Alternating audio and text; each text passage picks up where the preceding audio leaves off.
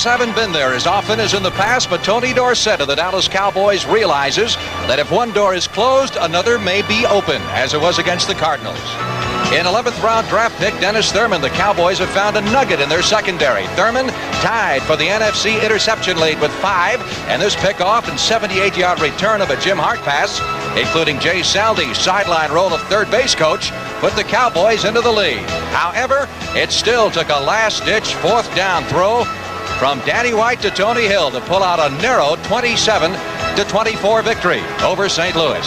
Meanwhile, the New York Giants, who could tie their longest losing streak ever, 9 in a row today, got a touchdown pass from young quarterback Phil Simms to tight end Gary Shirk against the Tampa Bay Buccaneers last week, but it wasn't nearly enough as the injury-riddled Giants fell again, this time 30-13. New York has 19 rookies on their team. They've got 16 players on injured reserve, and the bright spots have been few and almost non-existent. Today, the Cowboys and the Giants battle it out in an NFC Eastern Division game from the Meadowlands in a capacity crowd of 76,500. Hi, everybody. I'm Frank Lieber, along with Roger Staubach. Cowboys, I know, want to get their running game going. That's one thing that hasn't worked. Yeah, they do, Frank. They were shut down by St. Louis last week. They've got a lot of pride in the running game, so they've been working on it. They feel they can run against the Giants. Too Tall Jones has been magnificent, playing like an all-pro on the Cowboys' defensive line. We asked him how he's going to handle young quarterback Phil Simms. He's a very good quarterback. What I expect him to do is come out and first try and establish a running game. If so, he can be very effective. He has a very good receiver in Gray, and he's also mobile, which poses a problem for a defensive end in containing it. Now, Simms is just a second-year guy. How long is it going to take him? Well, I think it's a bit unfair this year for Phil. He had a good year last year as a rookie, but it takes a while to really get develop and get the leadership. And he's had pressure on him going into camp. An 8-game losing streak. He's tried to do too much. So I asked him about the pressure of his, I guess, his sophomore year. Really, it's his second year. Well, I'd be lying if I said there wasn't a little more pressure on me this year. I felt it a little, but at the same time, I don't think it's affected my play. When we started losing here in the middle of the season, I did let it get to me for a couple games. I tightened up and did things I normally wouldn't do on the field, but now I've gotten over that, and I come out here every Sunday and I just do my job and hope that it takes care of itself. Danny White's left shoulder, how much of a problem? You've been hurt before. Well, Danny, fortunately, is right-handed, so the left shoulder is just going to constitute some pain. It shouldn't affect his play. The big thing, he missed practice during the week, and he might be a little bit rusty not throwing the football in practice. We're ready now for the opening kickoff of this afternoon's game between the Cowboys and the New York Giants. Giants in white and Joe Danello will kick off for New York to get this football game underway. Cowboys won the first meeting 24-3. Timmy Newsome, rookie fullback at the 10, back to the 20, across the 25, and stumbling forward to the 35-yard line before he's dropped by Jim McLaughlin. Offensively for the Dallas Cowboys, Ron Springs gets his starting job back this week after Robert Newhouse started against St. Louis. Cowboys really have some problems with their running game. Drew Pearson, homecoming of sorts, played his high school football at South River, New Jersey, right around the corner from the Meadowlands. And Jim Cooper back in the starting lineup in the offensive line after missing a week because of an injury. Danny White, the Cowboy quarterback, and we'll watch him rather closely. He's had an outstanding year so far. Dorsett bobbled the ball momentarily, got the handle, and drove forward for a couple of yards, and we have a penalty after the very first play from scrimmage. A marker thrown on the far side of the field by his referee Ben Dreith, giving the indication offside against the Giants. It has been a long, long year for New York. After beating St. Louis 41-35 in their opener, they've lost 8 straight. Defense, encroachment, number 70 lining up in the neutral zone. So it is 1st and 5. 76,500 at Capacity House. Another one for the Giants. Looking on here at the Meadowlands as the Cowboys break their huddle. White sending Tony Hill wide to the right side. Now we've got an official time here. And the Cowboys will go back into the huddle. Defensively for the New York Giants, the Giants are once again in the 3-man front. George Martin and Gary Jeter, the two ends, former #1 draft pick, both playing very well. And, of course, the veteran in the linebacking crew is Brad Van Pelt. The rest are all newcomers. And the New York secondary A lot of youth and inexperience there. Mark Haynes, of course, is their #1 draft choice. But he hasn't been starting most of the year. He was beaten out by Mike Dennis, a rookie free agent. I think that timeout, Frank, was Coach Landry's headsets weren't working. He couldn't talk to Dan Reeves, so he got him fixed. Dorsett trying to get outside on the 2nd and 5, picked up a couple of yards, and he's dropped at the 42 or 43-yard line. Yeah, he's working on him over there. He got a wrong number there a little while ago. He was hooked into the New York Police Department. He wanted to talk to Dan Reeves. 3rd down. Cowboys will need 2 for the first down with the ball at the 43-yard line. Opening moments of the ball game, no score. A little communications problem there in the Cowboys sideline, which is being worked out. Dorsett comes out of the ball game. Robert Newhouse and James Jones are now the running backs on this. Newhouse fighting for the first down, did not get there.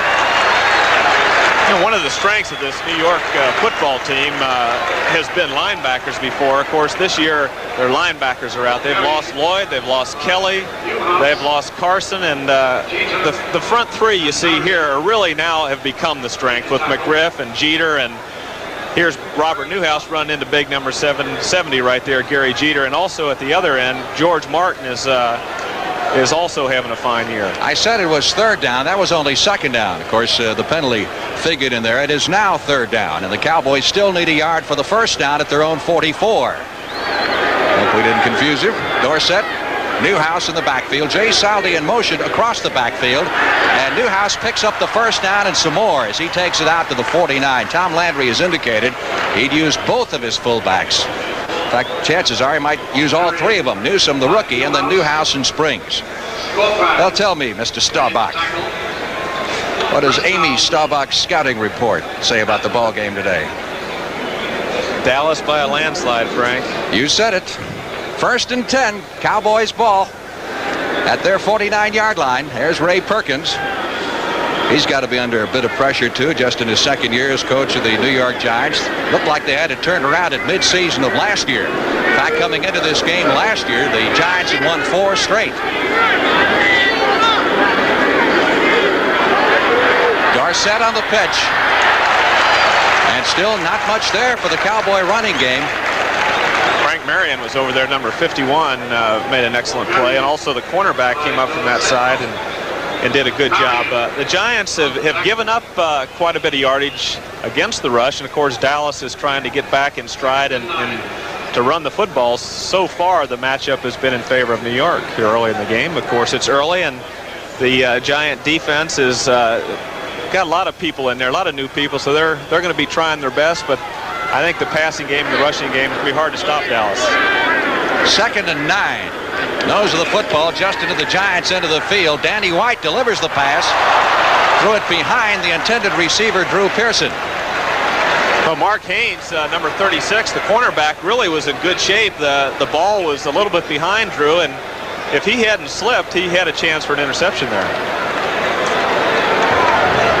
Mike told us when he tried to throw the football earlier in the week, the 2 or 3 snaps he took in the Wednesday practice, the left shoulder injury bothered his throwing. It would kind of jar him, and he said it was very, very painful. So he hasn't thrown a pass since Wednesday, so don't look for him to be too sharp here in the early going. 3rd down, 9, and the Cowboys go into the shotgun for the first time.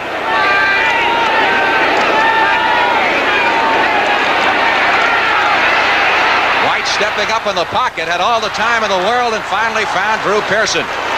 Well, the first down at the 36-yard line. That's what a quarterback likes to see. That's the key right there. The Giants have got a 3-man rush. You notice 3-man, and they kept a defensive back. He came in slow, but it really was the 3 men put in the rush, and it wasn't a big rush. Danny had the extra time, and Drew finally found a hole over the middle. Number 26, Bud Hebert, and also Scorpion were back there, but they're double teaming Martin right here. You see Tom Rafferty, number 64, and number 75, Martin. So Danny steps up in the pocket, has that extra time, and Drew found the open hole behind the linebacker Scorpion. 1st and 10 for the Cowboys at the Giant 35. Dorsett takes it down to the 33, pickup of 2 yards. on that play. Where do you see the problem in the Cowboy running game? In the blocking, or is it the running of the backs? Well, it's a combination of the two. There's no good running game without an offensive line, and of course an offensive line has got to maintain their blocks, and when you have running backs like Dorsett, the people are there. It's just that Tom Landry mentioned that he's throwing out a lot of plays. They've had a wide variety of running plays. Now they're going to concentrate on a few and see how it works today. 2nd and 8. Cowboys at the Giant 33. They've held the ball since the opening kickoff. Dorsett goes to the outside. 30, 25, 20. Lost the ball. One out of bounds. Cowboys will retain possession at the 17-yard line. Well, Dorsett, it's kind of a delay back to the weak side. He's got Newsom, number 30, is out leading a great block on Scorpan there. Dorsett breaks it into the secondary. He drops the ball. The first time that of course, he hasn't lost a fumble in the last 81 carries, so he's gone 5 games without losing a ball. It was pulled loose, but it went out of bounds, and Dallas still maintains possession. That was a great block by the rookie fullback, Timmy Newsom, who took 2 Giants out of the play on that game. First down. Cowboys have the ball at the Giants 17. And Newsom is in there, coupled now with Tony Dorsett as Tom Landry's There's a play-action pass right there. That's Newsom, intercepted by Brad Van Pelt. Well, they're going to give him the touchback. The interception. It's a touchback. Newsom had Van Pelt. He had a step on him. White was getting some pressure in the inside, and he just laid it up too short. Van Pelt's got good recoverability, and he got back and made a fine interception, catching the ball over his shoulder.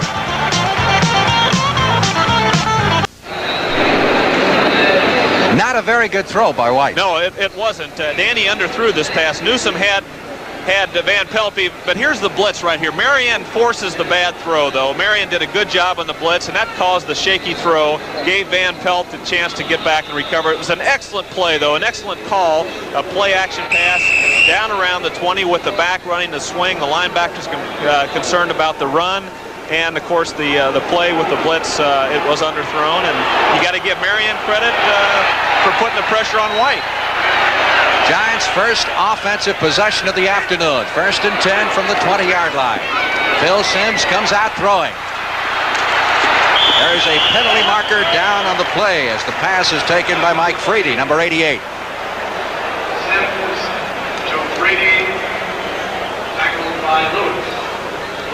A marker thrown back at the line of scrimmage. It's going to be an ineligible receiver downfield against the Giants, which will wipe out that gain. Well, that's amazing there. It was such a quick screen. He faked a pitch real fast, got the ball out there very quickly, but usually you have a guard or tackle pulling, so they probably pulled, when they pulled, instead of taking a step back, they must have gone downfield. Offense number 69, ineligible man down the field. Roy Simmons guilty of the infraction that moves the Giants back to the 10-yard line. It is now 1st and 20 for the Giants back at their 10. 9:52 left to play in the opening period. No score. Cowboys have had the football once. Phil Simms. Pitch goes outside. Leon Parry, number 30, getting the call. Knocked out of bounds at the 18-yard line. Let's go to Brent Musburger at the NFL Today. Frank, just moments ago in Chicago on their first offensive series of the day, the handoff went to Walter Payton, and Payton exploded for 51 yards and a touchdown against Washington. Only Payton's second score of the season. They lead at 7-0. Let's go right back now to Frank Gleber. A pickup of 6 yards for Leon Parry. It is 2nd down, 14. Giants now from their 16-yard line. Second-year man. Phil Simms at the throttle in the handoff. Going to Larry Heater. Number 27, he gets it up to the 19-yard line. They're looking at 3rd and 11. Taylor and Parry were the starting running backs for the Giants. The rest of the offensive lineup. Mike Freedy is a wide receiver they picked up from Detroit several weeks ago, number 3 draft pick of the Lions. And a rather makeshift offensive line. Jim Clack, of course, is the anchor. He's been the guy that's been there all year and done an outstanding job. And Phil Simms, 15 interceptions, 9 touchdowns. Third down, 11. Perfect throw as Simms threaded the needle that time to Ernest Gray. The ball was fumbled, and Dallas has recovered at the 45-yard line. Yet another turnover for the Cowboys, who are picking up turnovers like crazy this year. We got Steve Wilson on Gray. He's pushing him. He's then has help downfield. But once Gray comes around Wilson right there, I tell you, Simms put that on a line, and it was a dart. It was right in there. Steve Wilson 45, Dennis Thurman 32, and Solomon 47 come over. It looks like a pickpocket job there. Looks by like Wilson. Steve Wilson just picked it out and also recovered it. Took it right out of his hands, and now we've got a conference. Yeah. Down near midfield. Let's see if the officials saw it different ways. Well, I'll tell you, the center is going back. Jim Clack Brad Benson, number 60, is going back, holding his hand up. Personal foul against the Cowboys is the penalty call. And that being the case, it would result in a Giant first down. They will tack that on, I'm sure, at the end of the completion at the 41-yard line, which will move the ball into Dallas end of the field. Well, you saw Phil Simms' ability there. He is a fine, talented young quarterback. He can throw the football. He's got good maneuverability. We'll get the call right here. There was a personal foul on the defense prior to the completion. They lost the ball. They get it back, and it's 15 yards. First down. That's a break. It's a break for the Giants. The whole thing is timing. Had that personal foul occurred after the fumble, they would have kept the ball. Cowboys would have kept the football, would have been assessed 15 yards. But since it occurred prior to the fumble, the Giants keep the football and have a first down now at the Dallas 44-yard line. Giants have 2 tight ends in here, Frank, on first down. They can run either way. Gray in motion. They elect to throw it. Simms, sideline throw is complete to Gray down at the 33.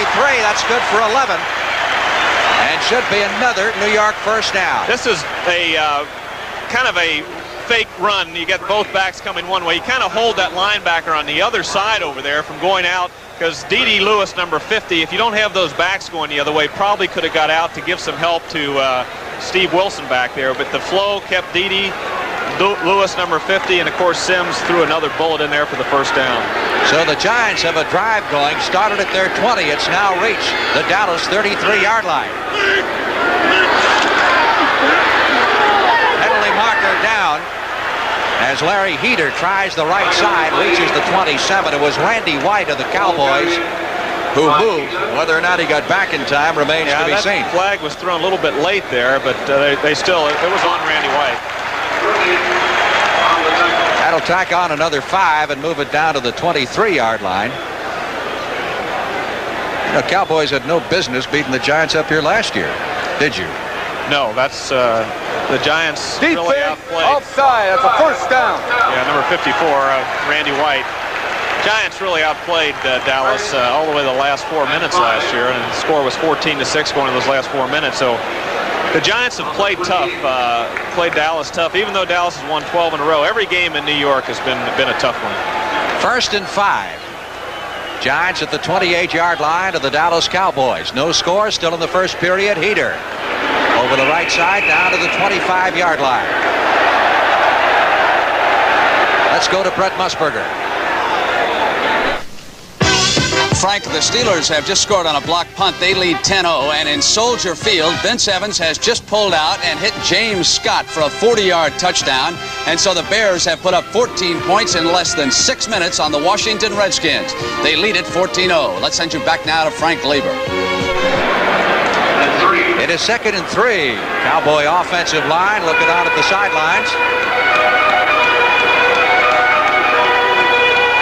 Giants are now within Joe Danello's field goal range. 6 minutes, 53 seconds left in the first quarter. He's going for all of it. He's got 6. Ernest Gray. Gray, who scored 4 touchdowns against the St. Louis Cardinals in the season opener and hasn't scored since. That was an excellent job. Phil Simms has thrown 3 fine passes in this drive. Of course, that one for the touchdown, but if we get the replay right here, watch this pump here. He's got Steve Wilson to the outside, Dennis Thurman to the inside, that little pump, and it was a turn in and go. Gray then took off again. Steve Wilson went for that pump, and Dennis Thurman got over there a little bit late. But it was an excellent play. It was set up well with the pump, turn in and go. Nice catch, and the ball was right on the money. And Gray, as you saw, got the handle just in time. He juggled the ball, but got it under control before going out of the end zone. Danilo with the extra point. And the Giants lead the Cowboys 7-0 with 6 minutes and 46 seconds left to play in the opening period.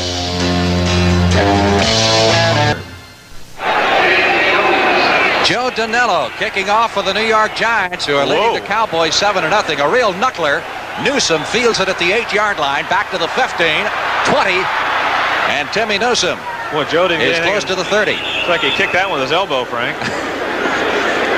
It was a real wobbler. Here, we're going to get a chance to see the touchdown again. Here's Steve Wilson up there in the corner, number 45, and of course Gray, 83, is out there. Charlie Waters is up, but it's between Wilson and Gray. And this pump right here, Gray turned in and then he took off. He beat Steve Wilson. Steve guessed a little bit. Gray beat him. I'll tell you, Sims does something excellent here. He saw Dennis Thurman coming over there, so he threw the ball on the line. Even though Gray had him beat so bad, he didn't lay it up. He drilled it in there before Thurman could get over and give some help to Wilson. First and 10 for the Cowboys from their 29. Robert Newhouse taking the handoff and stacked up at the line of scrimmage. Curtis McGriff, number 76, the middle guard, who is a free agent rookie, made the stop, and not much there at all. Tom Landry, and with a victory today, Tom Landry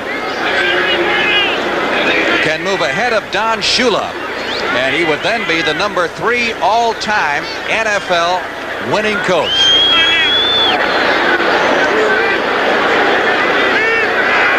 Second and 8. Saldi in motion. Sideline throw for Tony Hill. No good. I think he juggled that thing a little bit before he went out of bounds. It is not allowed. Bring it back to the line of scrimmage. It'll be a 3rd and 8.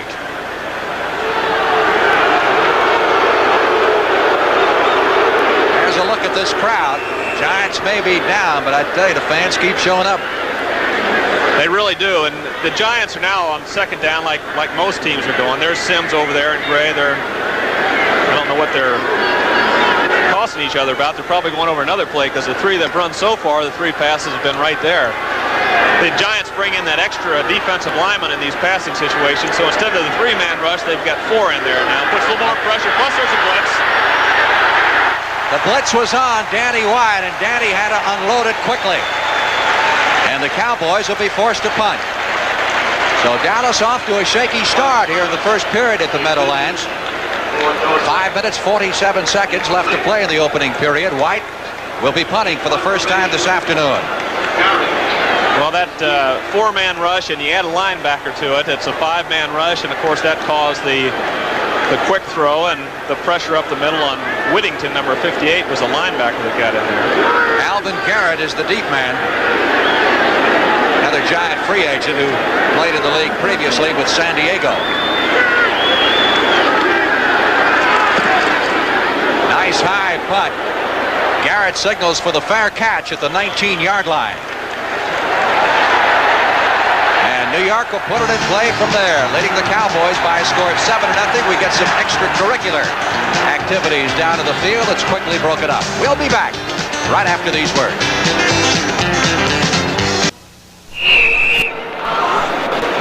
Corrado, the Cowboys' number 2 quarterback, is taking some warm-up snaps on the sideline. Whether that means that Danny White's been bothered a lot more than he would care to admit by that bad shoulder remains to be seen. White has hit just 1 of his first 5 passes for 14 yards. Giants first and 10 from their 19-yard line. Leon Perry, a free agent rookie making his first start in the Giant uniform, is out to the 23. Harvey Martin made the stop. Here's a look at the Dallas front 4. Widely acclaimed as one of the best in the game, and they are playing tough. And of course, John Dutton spells cold. The Dallas linebackers, again a veteran crew. And the Cowboy defensive backs. Outside of Charlie Waters, a very young secondary. but they've done yeoman's job. Cowboys are ready. Have more turnovers this season than they had all of last year. 2nd and 8. Sims back to throw it. Gets it away, hangs it out. He's got Gray. Gray can't find it. And Thurman almost had him an interception. Well, he had Gray, but Gray was right in the middle of that zone where Steve Wilson, number 45, was short, and Dennis Thurman was back there in good shape, deep. He took a pretty good shot, did Mr. Sims, after he got rid of that football, and he bent over and inhaled. I'll tell you, overall, though, the Giant pass protection has been pretty good. So that's a sign right now that the Giants seem to be playing a little bit more intense than Dallas. It's showing in the pass protection and the way the running game has gone so far. Both wide receivers off to the left side on 3rd and 8. That would be Freedy and Gray. Larry Heater, the man in motion. Sims back to rush. A blitz is on, and this time they bury Sims back at the 15-yard line. Larry Cole, number 63. Larry did an excellent job, number 63. Charlie Waters also caused pressure from the other side. You see the left guard trying to block down. Cole is on a stunt, comes around, but Charlie Waters, number 41, is on a safety blitz also. So Sims had it from both sides, the safety from the left and Larry Cole coming in from the other side. Dave Jennings, top punter in the NFC. Oh, he is booming him. Look at that average. That's fantastic. Running from his 1-yard line, gets a kick away, a line drive. James Jones watches it bounce, fields it at the 29, trying to stay in bounds. Got maybe a yard on the return to the 30-yard line, and then it was Larry Heater, 27. Got a flag back there. I think it's going to be punted over again. I'd say Dallas should decline this one. How would you decline it? I'd say take it. Let him punt it from 5 yards deeper in the end zone. It's an eligible receiver downfield. Well, yeah, you're right. I was looking at the 40-yard line. They were back to the 31. I thought they were on the 41. So it would be better to take another chance on the punt. They ought to get better field position on this. Ineligible man downfield, number 59. I lost 10 yards in that. That was a low line drive punt, but with the bounce, it was probably a plus for New York, and it's a good play for Dallas to have New York punt again here. Of course, we'll see after the punt exactly who was right, depending on where the Cowboys wind up. Jennings now 5 yards deep in his end zone. James Jones, outstanding Cowboy rookie, number 3 draft pick from Mississippi State, standing on his own 40, respecting Jennings' ability.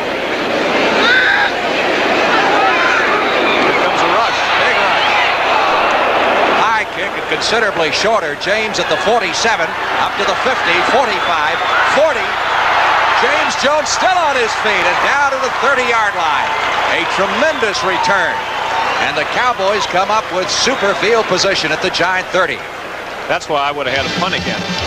I see. I thought that's what you meant. Timeout. 4:06 left to play in the opening period. Giants 7, Cowboys nothing. Lever with Roger Staubach at the Meadowlands. The Cowboys have a 1st and 10 from the Giant 30-yard line after that fine punt return by Jones. Yeah, that man downfield cost New York 40 yards. Newhouse and Dorsett are the setbacks in the eye. Drew Pearson in motion. There's a play action. Danny White sideline to Tony Hill. That's interference. I would think so. Mark Haynes blatantly interfering with Tony Hill. I don't think he could have caught it anyway. Would have been out of bounds. It was the ball was too high. It was out of bounds. Mark Haynes, number 36, came over and just obviously interfered in this play. There's the ball. It's sailing over Tony's head. Defense pass interference, number 36. That's a first down. First down at the 11-yard line. Cowboys could make another first down before. You know what happens, the defensive back gets beat to the outside, and they panic a little bit. They try to recover, and they get too aggressive, and of course that caused the penalty. Dallas trailing 7-0. 4 minutes left to play in the opening period. Drew Pearson in motion across the backfield. Dorsett trying to get outside. Gets to the 10-5 goal line. Touchdown.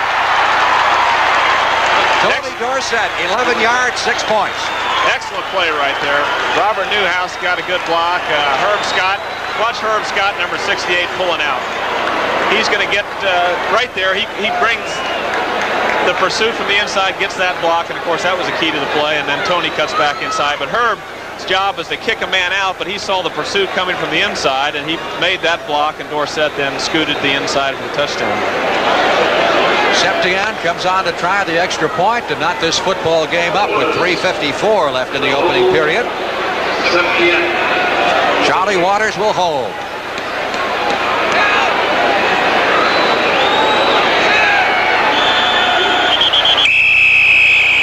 I believe we got a delay of game. Whistle blew prior to the snap. Well, that's how things can happen, though. New York's punting, an excellent punt. They get the ball off, and man's downfield. Then James Jones makes a great run back, and New York, instead of having Dallas back to their 30, now has them on their own 30, and Dorsett comes off. So the extra point try now upcoming will be the equivalent of a 25-yard field goal.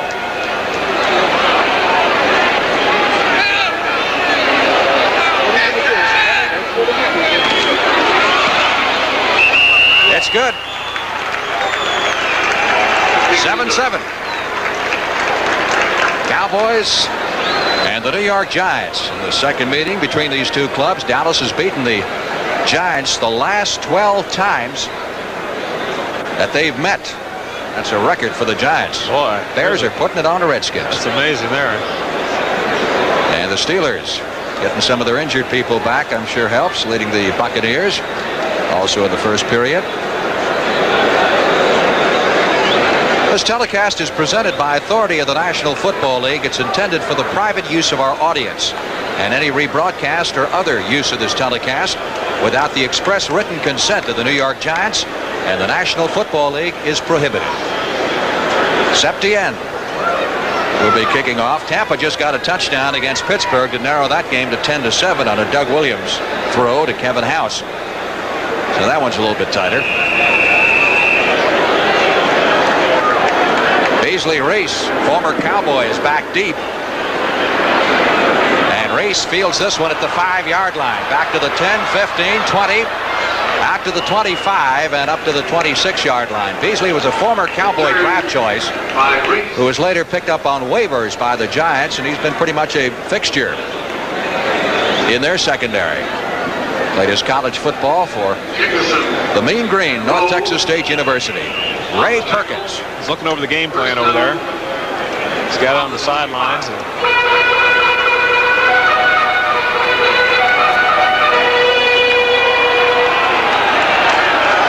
Giants 1st and 10. Ball is at their 25-yard line. Larry Heater. Caught as he tried to turn the corner. Harvey Martin in pursuit over there, doing a good job, along with Mike Hagman of the Cowboys. Yardage picked up to the 28. It'll be 2nd down and 7.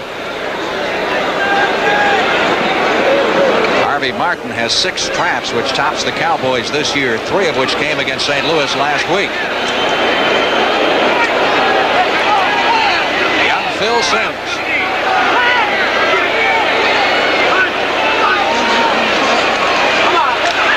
Over the middle, intended for Gray. A lot of blue shirts around there. Well, Bob Bruning and Mike Hagman were right there. He tried to hit the quick pass to Gray, and of course, I think Bruning got his hand on it. Mike Hagman also probably got his hands on the ball. So Simms trying to figure out the combination to this Cowboy defense. Perkins alternates tight ends normally to send in his plays. There's your 3rd down conversions thus far in the afternoon. 3 minutes left to play in the opening period. Scores tied at 7. Charlie Waters is up on the line of scrimmage again. Might look for another blitz. Simms 2 steps back, throws the football, and completes the pass to Mike Frady. Well, it's going to be enough for the 1st down. He got about a half a yard. Frady, third-round draft choice of the Detroit Lions, later released. Here's Frady is breaking to the outside just enough for the first down. The ball's thrown before he breaks. It's a little low. Frady reaches back and makes the catch, and of course Aaron Mitchell's over there a stride late. First down. That's a tough pass to defense, and you kind of guess. Sometimes a cornerback comes up quick, but in that case it was a good play against the right defense. Leon Perry, the fullback, across the 40 out to the 42-yard line. As Perry continues to run hard, he's a young man who the Giants signed as a free agent, was injured during training camp, and is just rounding back in shape. And this is his first start. Perry played his college football at Ole Miss. That was Phil Simms against Dallas last year in 2 games. Both of them won by the Cowboys. Dallas won rather decisively, 28-7 at Texas Stadium after that 16-14 squeaker. 2nd and 5. Larry Heater up the middle, a yard, maybe 2 at the most, and then shoved back by Harvey Martin, number 79. And Harvey he read that play very well. He came right down the line of scrimmage and made the play at the point of attack, which was up the middle, and Harvey's pursuit down the line stopped the play. Dallas on third down. Again, looks like a new team comes in there. They bring in 4 people. They replace all 3 linebackers, and of course in this case Larry Cole comes in for John Dutton also. Giants have a 3rd and 4 from their 42-yard line. Same play. Quick throw out to Frady. This time Frady can't find the handle, and the Giants will have to punt. You know, you wonder a little bit how one team can be so decimated by injuries, and the Cowboys have really very few injuries since the season started. Cowboys have been fortunate, especially this year. Of course, they've lost Randy Hughes, he'll be back in a few weeks, and Benny Barnes is back again, but they've been fortunate overall. Jennings punting to Jones, who fails it at the 8-yard line, back to the 10, 15, 20. Hit at the 25. You look up, as far as the Giants are concerned, you look up injury in the dictionary, and you got their team picture in there. They have just got a mass of injuries this year. They've used, I think, 41 different starters this year at different times. Got a penalty marker down here. Whose dictionary is that? No, they just had their share of injuries and more, and everybody else's. Yeah. Penalty against the Cowboys, moves it back inside the 10. It's a holding, looks like. Next, back inside the 5. From the spot of the foul, they mark it at the 3. Defense holding a post-possession foul on 46. You go from the spot of the foul. See that guy in the hat right there? Well, that's the guy that doesn't get excited. He gets excited. He's a competitor. I'll tell you, he's going after him. This is New York. This is where he got started. Well, he loves to win these games up in New York, as he loves to win all games. The foul was called on Roland Sullivan, Cowboy rookie, specialty team member. 1st and 10, Cowboys back at their 3-yard line, trying to get some daylight. Brad Van Pelt coming up to make the hit on Tony Dorsett, straight up the middle to the 5 for a pickup of 2. It'll be 2nd down 8. On the tackle.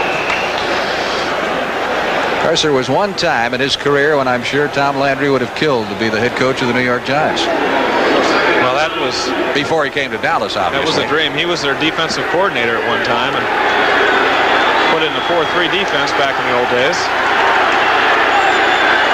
And the Giant job became available a year or 2 too late. After he went to Dallas, Jim Lee Howell decided to retire, and Allie Sherman got the job. Dorsett tried to get outside and did not get back to the line of scrimmage. Stopped at the 4. John Scorpan, number 57, made an excellent play there. He tripped up Dorsett. Dorsett started to cut inside, broke back to the outside. Scorpan wasn't fooled and made the stop. So the ball now is at the 4-yard line, and time has expired here in the first period at the Meadowlands. Cowboys and the Giants locked in a 7-all tie. Roger Staubach and I'll be back in just a moment.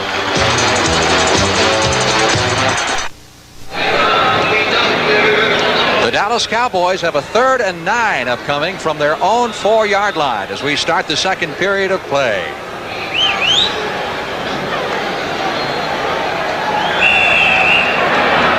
They'll take your word for that. Yes. What do you want to throw here, Mr. Quarterback? Well, they'll go to the shotgun, even though they're backed up in their own end zone, and probably work something safe. You don't want a turnover back in this area. A little sideline job here. Woods Johnson looks like a good receiver in this formation. He's in motion now, going to the other side. White 8 yards deep in the end zone, going to Tony Hill, intercepted. Mike Dennis, number 46, and the Giants have the football at the 21-yard line. Well, that's an excellent play by the secondary, and I was talking to George Martin, their fine defensive tackle, number 75, about the frustrations of the getting almost to the quarterback and having a long pass complete. I'm sure he's happy about this. But that's part of the game. It hasn't only happened that way this year. It's happened in many years in the past. But the thing is, we have to keep trying because it's not promised that we're going to be there every time. But we just have to keep pressing, and hopefully our secondary will cause the quarterback to hold up a little bit and give us enough time to get there. Well, it worked that time. Mike Dennis was on the spot. 1st and 10 from the 22-yard line. Sims handing off to Larry Heater. And Heater drives inside the 20 down to the 18-yard line. It's a Cowboy bench. Danny White there, and White has not been sharp at all today. Talking things over with head coach Tom Landry. Again, he's got a problem with that shoulder bruise on the left side, but I'm sure he wouldn't use that as an excuse. I don't know if the shoulder bruise is bothering him. It's the fact that he didn't work out during the week when it was bothering him. Today, his right arm, of course, is in good shape. He seemed to let that ball fly on him a little bit and overthrew it, and Dennis was back there. 2nd and 7. Giants at the Cowboy 19. Score tied at 7. Bob Brunig was past Phil Sims before the ball was snapped. I mean, Brunig was all the way by Sims before the ball was even snapped. That's what you're caught with your hand in the cookie jar right there, Bob. Dallas had a blitz on. Both linebackers were coming. D.D. Lewis almost came when he saw Bob Brunig on his move. Bob on the defense just took off too early. That Bruning's an intense guy. I tell you, he's a heck of a football player. He gives everything he's got. He's got a lot. He's quick. He's strong. He's becoming a leader over there on the defense with Charlie Waters. And that time he was just a little bit too intense. 5-yard penalty moves the ball down to the 14-yard line. It is now 2nd down and 2. Heater 27, carry number 30 in the backfield. It is Heater for the 1st down to the 9-yard line. No, the Giants are without Billy Taylor today. He's had some injury problems. Heater, number 27, is run hard, and Leon Perry, number 30, both have run hard. These two guys have stepped in there today, and they're giving it everything they've got, and the offensive line's doing a pretty good job. They're moving the football on the ground. Heater is a rookie from Arizona who started the season with Kansas City and was released and picked up by the New York Giants. 1st and goal to go from the 9-yard line. Heater over the right side down to about the 7. This, of course, is where it gets a little tough now. 13.5 minutes remaining in the 1st half. Score tied at 7, and the Giants trying to take advantage of the turnover created by Mike Dennis. The interception. It'll be 2nd and goal to go with the ball just inside the 7. Well, the yards do get tough down here. Of course, you got the back of the end zone is part of your defense also, so everybody plays up a little bit tighter. They don't have to worry about the real deep pass, and you have a different philosophy down there. A little bit more blitzing down around the goal line because you don't have to worry about getting beat deep. And Dallas is very tough in these goal line situations. Heater one more time to the 5. Heater to the 2-yard line. Well, I'll tell you, Heater was stopped by number 58, Mike Hageman. He broke that tackle and got down to the 2-yard line. Heater's running with a lot of heat today. That's a pun. Not a very good one. Not a very good one. But Dennis Thurman, number 32, makes the hit right there. And without that hit, Heater might have scooted that end zone. All right, 3rd down. Goal to go. Giants from the Cowboy 2. Now George Martin is in the lineup as a tight end for the New York Giants to beef up their blocking. Well, they've got the big guys in there now. Perry driving for the goal line. He did not make it. Oh, he's close. This is a decision time here. He is right close to that stripe. The fans want Perkins to go. Perkins wants to know how far. Oh, he's got a few inches there, Frank. Well, he's got almost a yard. When you're 1 and 8, Might as well go for it. You don't kick a field goal.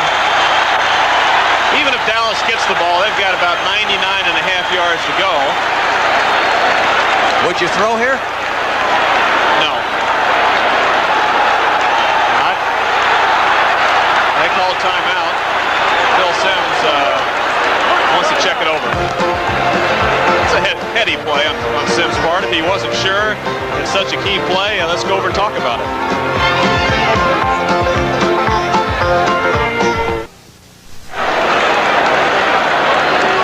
Big play coming up for the New York Giants. A 4th down and goal to go from the 1-yard line. This is what it's all about. It's a real big one. I'll tell you, Dallas has been tough around that goal line. It's a test right here.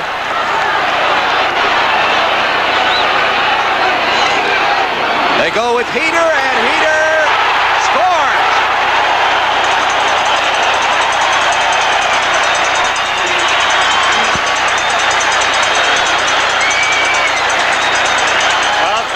That was Braun against Braun right there. There's Charlie Waters is coming in, and number 57,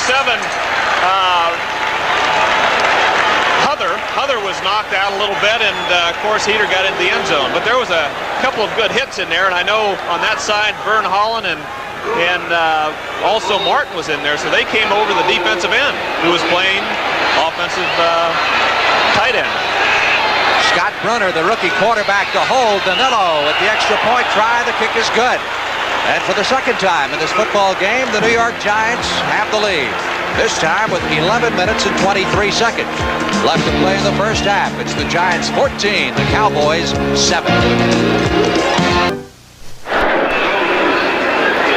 The New York Giants have come to play here at the Meadowlands. Here's Danilo with a short looper that's picked up by Doug Cosby, a Cowboy tight end at the 30-yard line, and returned out to the 43. Well, I tell you, I don't understand that wasn't an onside kick. Look at Danilo got his foot caught in the grass, except it's AstroTurf. I don't know what he's trying to do there. Well, he's given the Cowboys pretty good field position. Excellent field position. 1st and 10 Dallas at the 43-yard line. Let's see if someone's going to talk to him over there. Usually when you make a kick like that, no one talks to you. Danny White has completed 1 out of 6 for 14 yards. Only your specialty team coach will talk to you. He's reluctant. Billy Joe Dupree in motion for the Cowboys. Dorsett. There's a big hole. There we go. 50, 40, 30. Dorsett will go all the way. Oh. Did he get in? 1-inch line. 1-yard line. Oh, Tony doesn't like that, but that's an excellent run. Once he saw the daylight, it was. Here's the play right here. Here's Dorsett. He's going right inside. Good blocking there. Rafferty, Cooper's turning him out. He breaks downfield. He's got Drew Pearson helping him down there. He now breaks to his right. He sees Drew to help him. Drew tries to make a good block right here. Dennis comes over and makes the play, and I'll tell you, he looks like he scored to me. I guess he hit something we didn't see. Look at he gets through the line. There's an excellent block. And Rafferty made a good block. Everybody's line of scrimmage does a good job with Dorsett's speed. He's downfield. Drew makes a good play right here. He gets a good block, but Dennis comes over here, number 46, and it's tight. Might have scraped his elbow there on about the 1-inch line. 1st and goal, and Robert Newhouse drives into the end zone for the touchdown. Well, the Cowboys didn't take long to get that one back, and that run by Dorsett, 56 yards, is his longest in 2 years. He did not have that long a run all of last season, and his longest run to date this year was just 20 yards. He's happy about it. Dorsett is really he's a quality football player. He's got a lot of yards. His average is down this year. His rushing per attempt average is down, and he's pressured. He's running hard, but he's put pressure on himself. Of course, that helps relieve some of that pressure. Septien's extra point ties it up again. 1 Two-play drive, making a two-play drive for the Cowboys. The 56-yarder by Dorsett, the 1-yarder by Newhouse, and we're 9 again. Septien ready to kick off for the Cowboys. 14-14. Wide open football here in the Meadowlands. Beasley Reese, 3 yards, 5 yards deep in the end zone. Will not run it out. Other scores around the National Football League. Let's take a look at them. The Bears 28-0 over the Redskins in the second period. I'll tell you, the Redskins are having their problems. They lost to Minnesota last week. Lost big. And they're losing big again. Second period score, Steelers over the Bucks 17-7. Our score 14-all. Cowboys and the Giants, still 10 minutes left to play in the second period.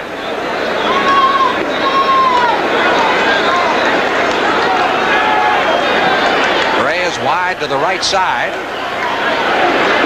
Pitches to Leon Perry. And Perry carries it outside to the 23.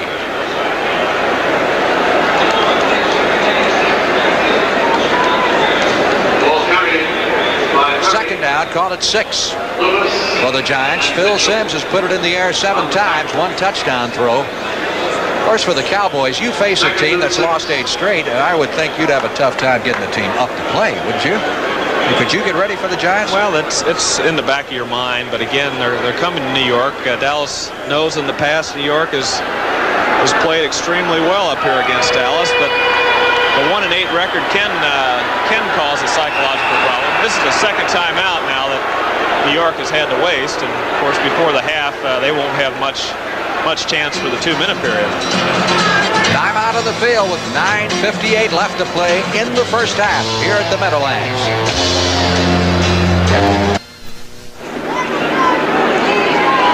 Second and 6, Giants ball, nose of the football just beyond their 23-yard line. Score tied at 14. Bill Simms, the second-year man, nice fake into the middle. And the blitz is after him. Now running him down is Dutton, and finally he throws the football away. So that'll set up a 3rd and 6. You may have noticed as you look at John Dutton, the former Baltimore Colt, that Billy Taylor is not starting this football game for the Giants. He has a sore knee which flared up in the pre-game workouts. However, prior to the game, he was very complimentary of some of his new teammates.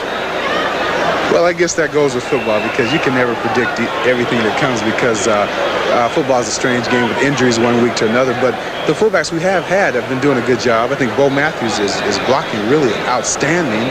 And the guy that's starting today, Leon Perry, shows good promise. And I hope we can show the Cowboys a little competition today. 3rd down 6. Billy Taylor, who played his college football at Texas Tech. And is no stranger to Southwest Conference fans. Again, Simms back to throw. Pressured this time by Larry Cole.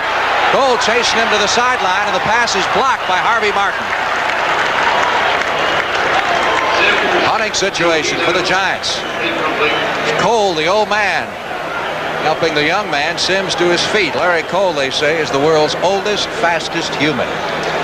Well, he is. He's the young son hero of the Cowboys also. Larry is just a consistent football player. That time, Simms wanted to throw a quick pass. He had a short drop, and once he saw it was taken away, he then tried to scramble to find someone else and found Heater late. But the play was killed initially by the defense Dallas had trying to take away that quick sideline pass.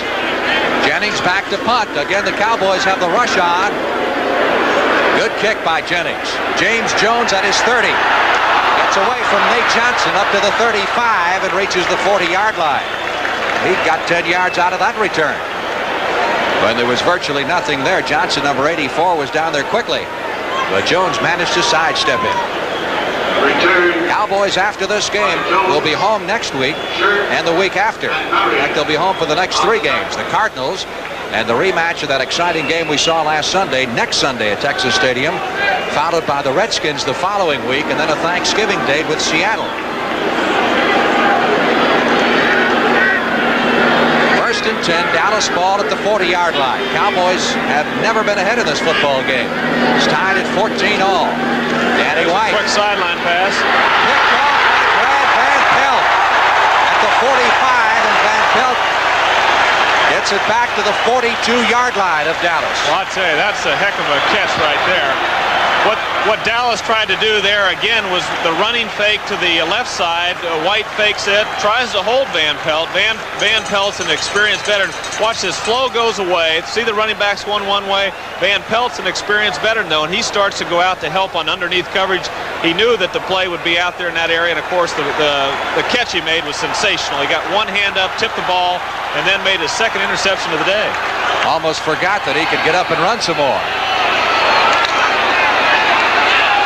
Driving hard is Leon Perry, the fullback, down to the 38-yard line. Now that is 3 interceptions that Danny White has thrown here in the first half. He has completed just 1 pass for the Cowboys and has thrown 3 interceptions. Well, very unlike Mr. White. No, Danny White is very, very consistent. He's been consistent all year, and he's a little down on himself over there. He's not throwing the ball as well as he can, and it probably has the effect of not practicing during the week. Plus the Giants making good plays. You can't take that away from Van Pelt. Perry driving up the middle inside the 35 and down to the 33-yard line.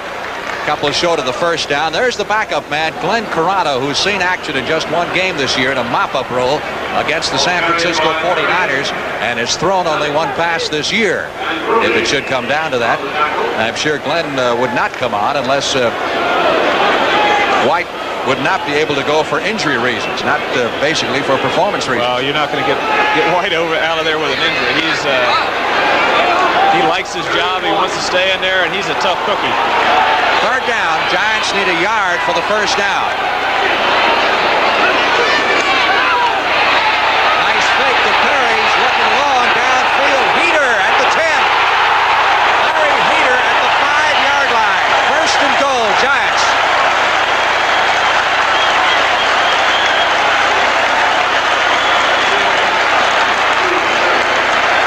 Play right here. It's a run fake right here on 3rd down, short yardage. Heater's out to the sideline. He's got Aaron Mitchell chasing him downfield. Aaron's beat. Heater beats him.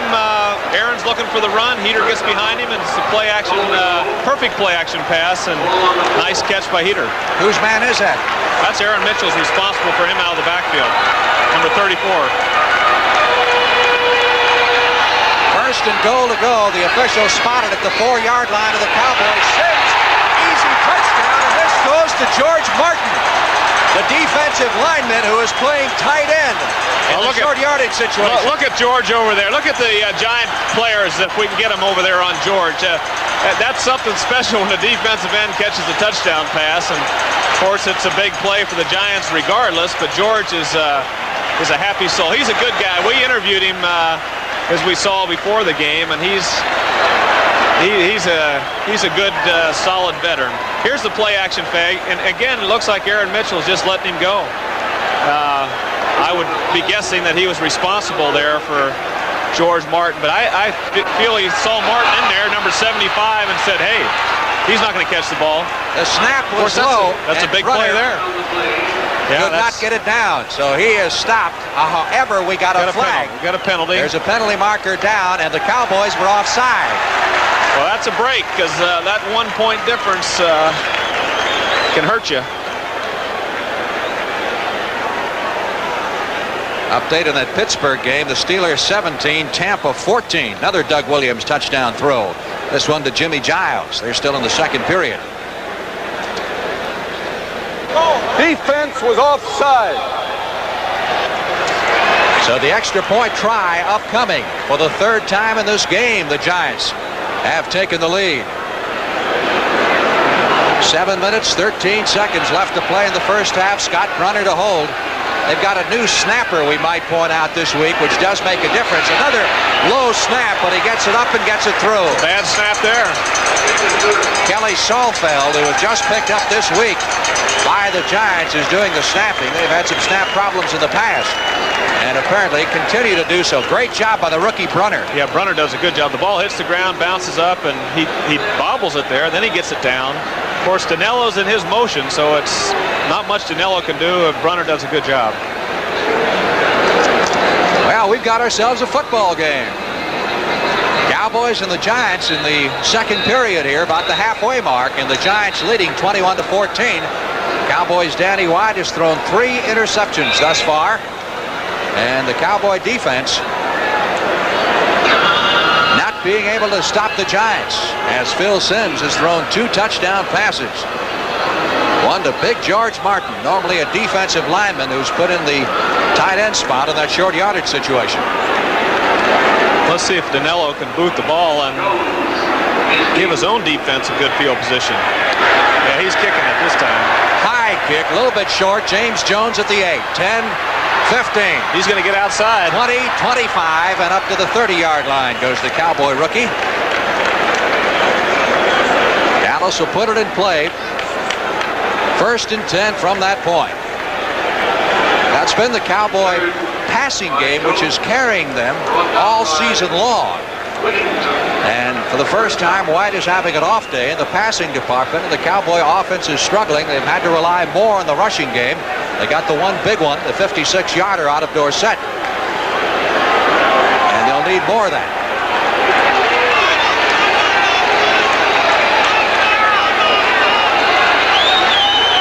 1st and 10. Dallas from the 30-yard line. Their end of the field. Cowboys are playing comeback. It's a quick screen. Drew Pearson gets a football out to the 32, and then he is hustled down. That is Pearson's 2nd reception of the day. He has both Danny White receptions, and Drew now needs 4 catches to become the Cowboys' all-time leading receiver, surpassing Bob Hayes. Cardinals have jumped out in front of the Falcons on a 38-yard touchdown pass from Jim Hart to Chris Combs. Our score, Giants 21, Cowboys 14, 2nd and 8. Dallas with the football at the 32-yard line.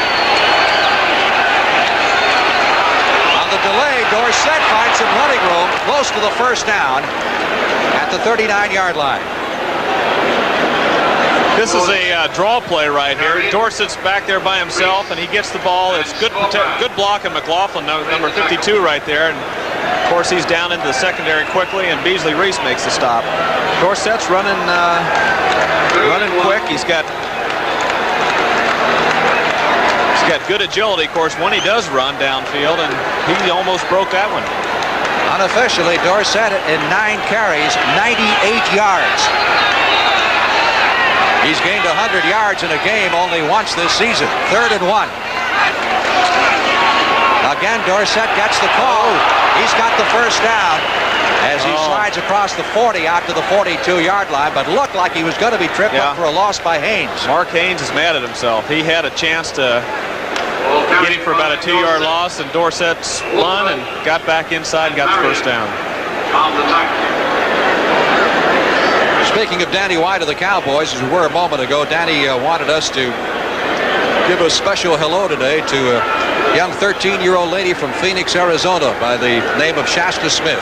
Very good friend of his, and he says he and the rest of the Cowboys are certainly pulling for this young lady. He's going to go 45-15 down to the 45-yard line. Well, I'll tell you, that's one thing about Dallas. They've got the weapons to pick up when one area is not doing so well. Here's Dorsett. He's right up the middle. Then he breaks it to the outside, right down the line. With his speed, he can get outside. He gets outside of Beasley Reese. Drew Pearson's working downfield, and Dorsett again has got a nice gain and a 1st down. You made a very big point there. You know, the passing game isn't working. Now they've had to go to the run, and it's producing. Yes. The running game hasn't worked. The passing game picked up the slack. Tony D with 114 yards rushing here in the 1st half. That's his best day of the year. We're not even at halftime. White looking for Billy Joe to clear. He's picked off again. Danny is really off target. That ball was... Gary Wilford. That ball and it got away from him, and Billy Joe was wide open. He just he doesn't like that. He's mad at himself, but he's the kind of guy that can throw these and come back with a strong performance later on. But right now he's forcing the ball a little bit. He's pushing it. He's pushing it high right there. Dupree's open. It's behind him, and of course the defender's right there, and Gary Wilford has the interception. Wilford, number 20, picking off White's 4th pass of the 1st half. 4 interceptions. 1st down, Giants at their 26-yard line. They lead 21-14. Simms out for Gray, tipped away by Steve Wilson, number 45. Now, how much? This is another test for White, is it not? That he doesn't get himself rattled. Well, here's the play right here. Sims is looking back, and Steve Wilson is responsible for Gray, but he also knows he's got help from Dennis Thurman deep. Gray gets a step on him, but Steve recovers and knocks the ball down. Nice play by Steve Wilson. And of course, here's Dennis Thurman coming over to help deep. Second-year man for the Cowboys, who was a wide receiver last year. 2nd and 10, Giants at their 26-yard line. Larry Heater runs into a stone wall at the line of scrimmage. Everybody in on that play. Too Tall Jones, number 72. C.D.D. Lewis, number 50. Now, isn't this a test for a quarterback? You've thrown 4 interceptions here in the first half. Now you fight a little bit of a mental thing, saying, what is it? You do. You fight the mental thing.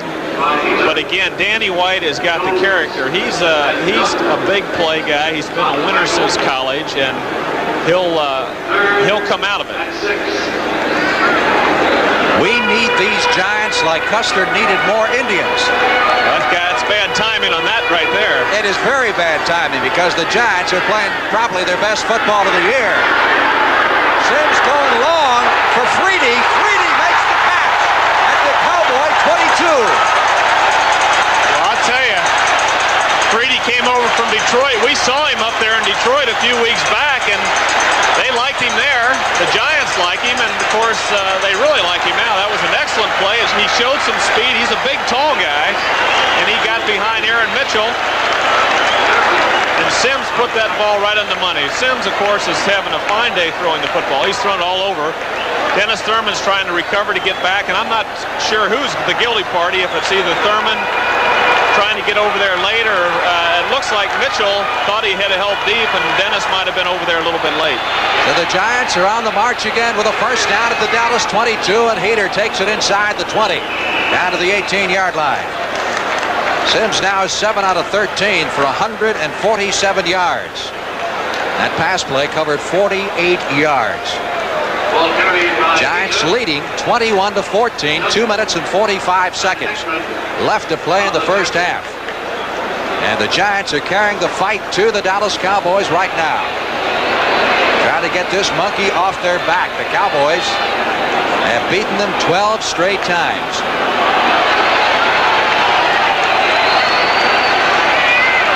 Second and 7 from the 18. Sims back to throw it over the middle. Heater, touchdown. Penalty marker back at the line of scrimmage. A flag was thrown at the line of scrimmage. The indication is the penalty is against the Cowboys. If so, let's see. We haven't seen the touchdown signal. I tell you, Ben Dreith is pointing that way, but he's also bringing the ball back. Can't have both, I would think. Now he was pointing the wrong way. Yeah. Penalty is against the Giants. Well, that's a big play right there. He'll spell it out for you. It's a tripping violation. Offense number 77, tripping. Well, I'll tell you. Vernon Holland. That's a tough call. Here's number 77 right there, which is Vern Holland. Well, he did trip. He knew he was beat, and he swung those legs back, kind of a whiplash type movement on Ed Jones, and tripped him up. Take a look at it again. Well, that's an unusual call, but based on this replay right here, he leg whips him right now. That right leg, left leg. Second and 17 from the 29. Sims back to throw it again. Down the sidelines, Aaron Mitchell is there. It almost intercepts. Mitchell, number 34. You know, you're talking about Randy Hughes a few moments ago. I was talking to Randy the other day, and in fact talking to Tom Landry, and there's a good chance that Hughes will be activated next week for the St. Louis Cardinal game. But Landry's so pleased the way the secondary's been playing that he really doesn't want to disturb anything. So Hughes, who was a starter at the beginning of the season, is going to have to work his way back in there slowly. Well, I'll tell you, Hughes is a great athlete. He's worked hard, and you want him in there somewhere. He suffered a shoulder separation and underwent surgery in camp. Of course, he took Cliff Harris' place to begin with, and now Thurman is in there. Here comes a blitz. Charlie Waters blitzing. Heater overthrown at link scales. Number 47 came up, and now we get another flag. They're going to get roughing the quarterback this time. Penalty is against Dallas. That was a third down play. And it's questionable at that point whether or not the Giants were within field goal range. So that's another big play. This will give them a first down, keep the drive going, and move the ball. Well, Dallas had the blitz on, the same blitz they had when they trapped Sims before. Sims recognized Waters coming. Of course, Waters was coming from his from Sims' left side, which he could see him, and he got rid of the ball quickly and then got hammered. Roughing the passer, number 54, first down. Randy White.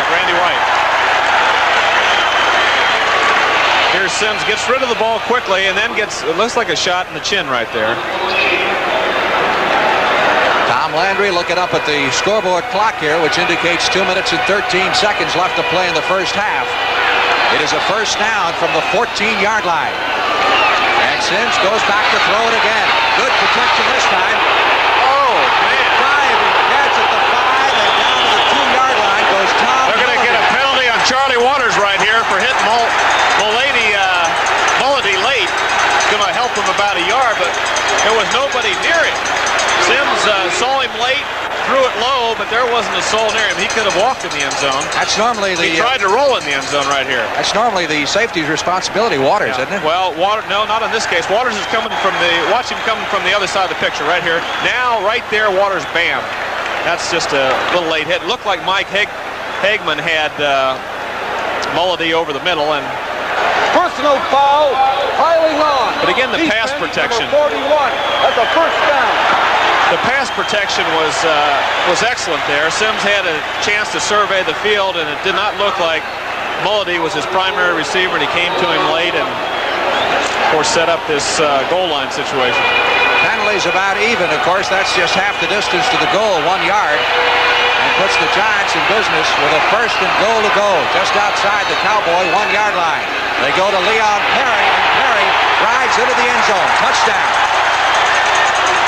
Well, the Giants got it back. It looked like that penalty on tripping was going to hurt them. And then the penalty on Sims brought it back. And here's Leon Perry. He's just hitting the middle of that line. He's running hard. He's been running hard all day. And he scores by a few inches, and that's all it takes. Ray Perkins told his team a couple of games ago that they might not win another game this season, which I thought was a little unusual comment for a coach to make to his team. Well, he had his fingers crossed when he told him that. I bet he did. I don't think he'd want to believe that or want the team to believe that. A lot of movement prior to the snap. Flags go down. The kick is up and good. Let's see where the penalty. Another penalty. That's like 4 penalties in a row we've had here. Well, they'll probably get this on the kickoff if it's on Defense Dallas. is offside. The point counts. Will penalize 5 yards on the kickoff. So, surprise, the New York Giants, who have lost 8 in a row, lead the Dallas Cowboys 28-14.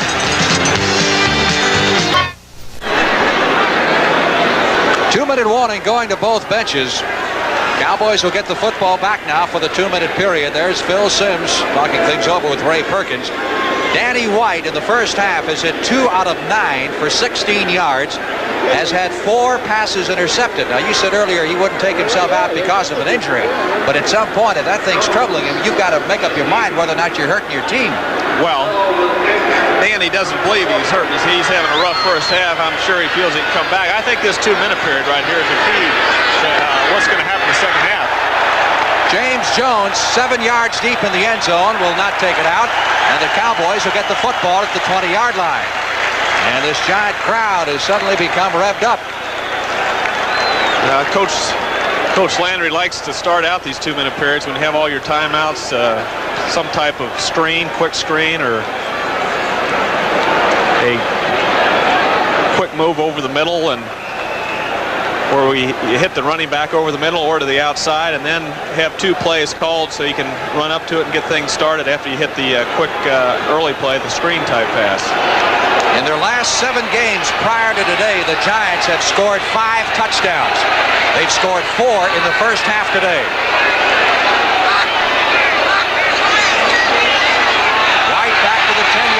good protection. Tony Hill at the 40. Hill to the 45, still on his feet. Finally goes out of bounds at the 42-yard line. Backtracking, he actually lost about 5 yards. Well, I tell you, White put that one right on the money. It was a deep in route to Tony Hill. Again, Butch Johnson over on the other side is clearing out deep, and Tony Hill's coming in underneath the coverage and makes the catch and gets out of bounds. He gets all the way to the 45-yard line and then has to retreat and has finally run out of bounds here about the 42. Well, he can run with that football. Cowboys obviously would like to go to intermission with one more score on the board. Wide open offensive football game so far. First and 10 from the Dallas 42. Comes a blitz. There's a quick screen over the middle. Ron Springs at the 50. There's 40, nobody there. 40. Springs to the 30, the 20, the 10, the 5. He scores. Oh, they hit that one right on the blitz. So the Cowboys come right back as they did following one of the prior touchdowns.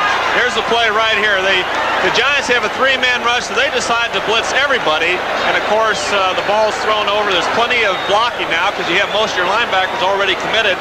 And Springs just takes it right down the middle of the field. It's a perfect call for the situation. Oh, it's perfect play. Well, that happened fast. 58 yards on that play. Perkins taking a look at the scoreboard now. Septien with the extra point try. Cowboys took 24 seconds to score. Following the New York touchdown, the extra point try is good. And this is a 28-21 ball game. And still a minute 35 left to play in the first half.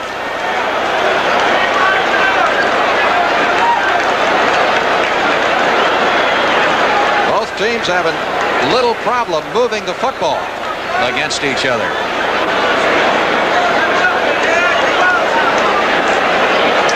Here's the play to Springs again. Again, you have everybody committed. They're on top of White, but now you have the lineman out in front. Some excellent blocks right there. You can see Herb Scott getting one, and of course Springs is downfield with only two men down here. He's got Tony Hill screening someone off. He's got Mark Haynes being screened off by Tony Hill, and Springs takes it in. Perfect play against the right situation. Couldn't have asked for a better defense. And Springs accepting congratulations, former Ohio State star. Septien ready to kick off. Last time that the Giants beat the Cowboys in New York was 1970, 10 years ago. Last time they won in Dallas in 76. Beasley Reese 2 yards deep in the end zone. After the 10, 15, 20. Reese trying to get loose, takes it back to the 25. Well, there's a clip back there, and it's going to be on number 81 for the Giants, who's Tom Mulledy, the guy that Mulledy, you're right the first time. Mulledy, he made the fine catch to set up the touchdown, but he pushed Eric Dickerson. And that, of course, will mean that the Giants will start this drive inside their 5. Say Tony Dickerson, number 51 for Dallas. A hand on number 81 on the run back. Ron Springs, the Cowboy runner, started at fullback today. Picking up a touchdown when the Cowboys really needed it.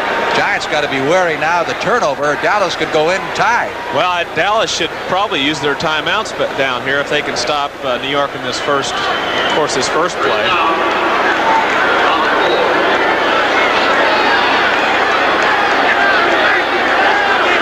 Heater, number 27, and Perry, number 30, have done a good job behind Phil Simms. Larry Heater out to the 5. To the 8-yard line for a pickup of 5. And Dallas will still use their time. They'll still use their timeouts.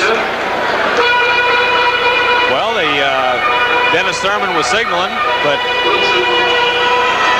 now they stop it with 1:11. Giants 28 and the Dallas Cowboys 21. The timeout situation here in the first half. Terry Bradshaw has just thrown a touchdown pass to Lynn Swann. And Pittsburgh leads Tampa 24-14. And the Bears are now 35-0 over the Redskins in the first half. Of course, Brent Musburger And the NFL Today company will be along at halftime to give you a rundown on all the scores and all the highlights and some interesting features as well. Did the Redskins show up? I think so. But we'll have to confirm that. Here's Ernie. He's talking now to his defensive people, talking to his signal callers there, both Bob Bruning and Charlie Waters. And they want to keep him back there. They'd like to see New York punt out of that end zone. He is just Ernie to you, but he has a last name to a lot of people. Ernie Stockton.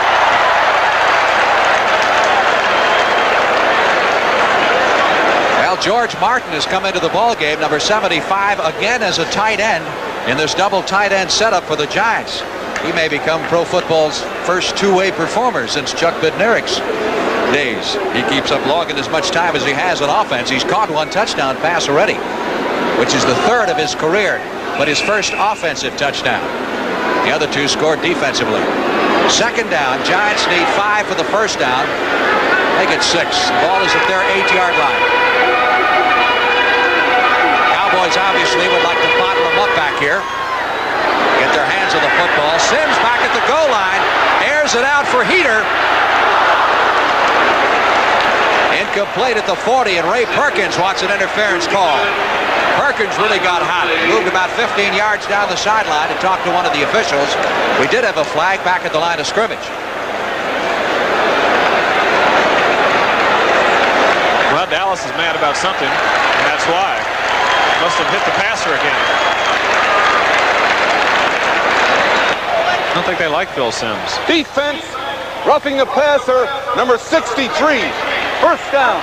Well, the first time it was Randy White on the roughing the passer call. This time, Larry Cole. Larry Cole. Mild-mannered Larry Cole. Phil Simms seemed like a real nice guy when we met him, Frank. That's right, before the game. Dallas doesn't like him. He did something to get him mad, like scored 28 points in the first half. That moves it out to the 23-yard line, gives the Giants a breathing space. First and 10. Heater over the right side out to the 30-yard line. Giants look like they'd be contented to run out the clock. Well, they only have one timeout left, so they probably figure they can't do much with that, but the fans won't like it. Guy runs pretty hard. Yeah, he's got Perry blocking for him right here. Watch Perry get the hit on Tony Dickerson, and then Heater spins off and makes about 5 or 6 yards. Second and 4, Giants at the 30-yard line. Dallas isn't going to stop the clock either now, apparently.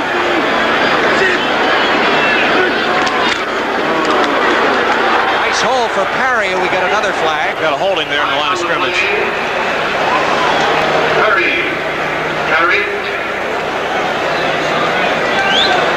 We mentioned if the Giants lose this ball game, it would be a 9-game losing streak, which would tie their previous record set in 1976. They opened the year in 76 with 9 straight losses. Last year they lost their first 5 and then turned it around and won 5 out of 6. Here's the call from the referee, Ben Dry. Holding, offense, number 69. It's on Roy Simmons, the left guard. Moves the ball back to the 20-yard line. It'll be second down, 14. There's the comparative on the two quarterbacks. White has had all kinds of problems today. Again, if you join us late, he's got a shoulder injury. It's a mistake up there for Simms on those 9 interceptions, but is that what it said? 9 interceptions? Pretty obvious. Straight handoff to Heater over the right side out to the 23. Well, Dallas is going to take another timeout. They're going to get a few seconds. They can at least maybe try to block a punt. Dallas, second timeout. Well, the Cowboys will have 1 timeout left. Charlie Waters will come over to the sideline for a word with Ernie Staubach, the defensive coordinator. You'll notice Staubach wears the white T-shirt there, while the rest of the Cowboy assistants are all decked out in blue. He always wears a contrasting color because he calls those defensive signals in the sideline, and that way it's not hard for Waters or Bruning to pick up the signals. Ray Perkins, at 38 years of age, youngest head coach in the National Football League, former assistant at San Diego. On his right is Bill Austin, who once upon a time was a head coach in this league. Pittsburgh Steelers for many years an assistant on Vince Lombardi's staff, the Green Bay Packers. Well, you got 15 seconds to go, and Dallas is thinking they can call a timeout, probably try to block a punt.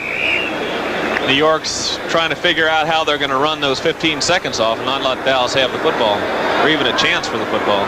Again, keep in mind, Brent Musburger, Phyllis George, Herb Cross, Jimmy the Greek at halftime with scores and highlights on the NFL Today. Third down, Giants need 11 for the first down from their own 23.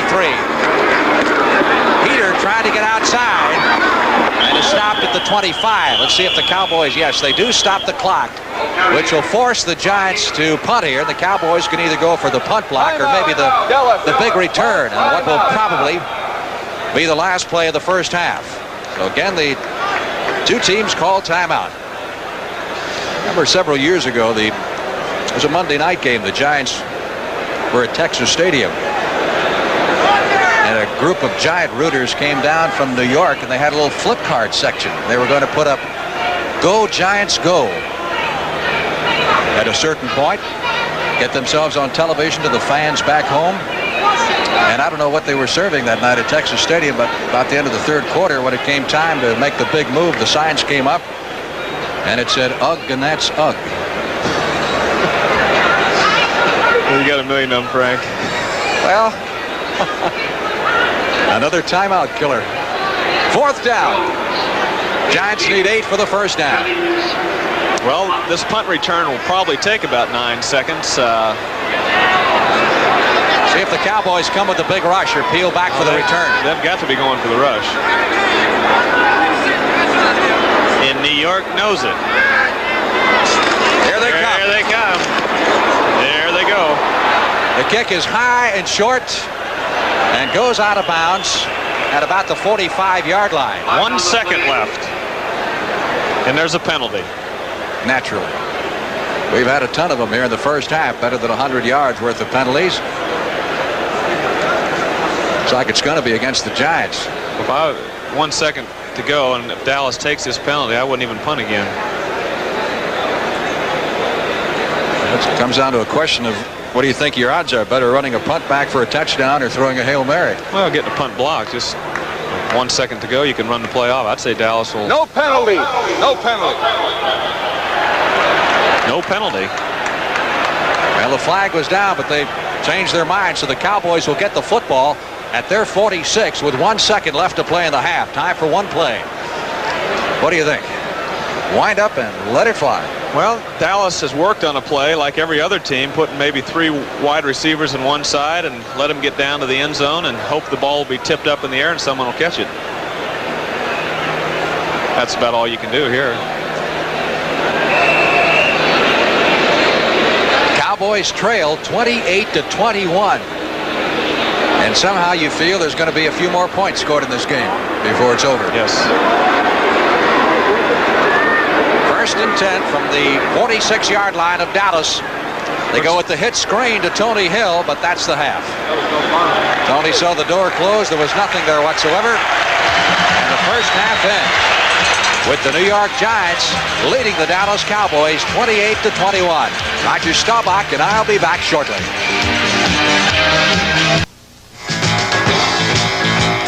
Back live in New York, I'm Brent Musburger with Herb Cross. If you're a Giant fan, don't get carried away. About a year ago was the big turning point when the Cowboys discovered Drew Pearson. Of course, they had Roger Staubach at quarterback. Then, if you look at the board, it's kind of fun, though, to see the Giants, who are averaging 13 points a Sunday, now lead the Cowboys 28-21 a half.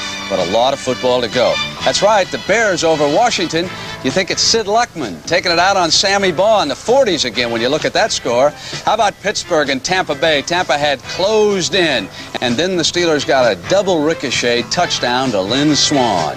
Got to be good and lucky. San Francisco shutting out Green Bay 13-0, 22-yard pass to Berg Solomon, 1-yard run by Linville Elliott. Cleveland and Baltimore. Oh, Brian Sipe, he's a dandy. 39 yards to Dave Logan, 5-yard run by last year's Heisman Trophy winner Charles White, and it's 14-0. Detroit and Minnesota slugging it out in the Midwest. No score in the second. Big surprise. 17-3.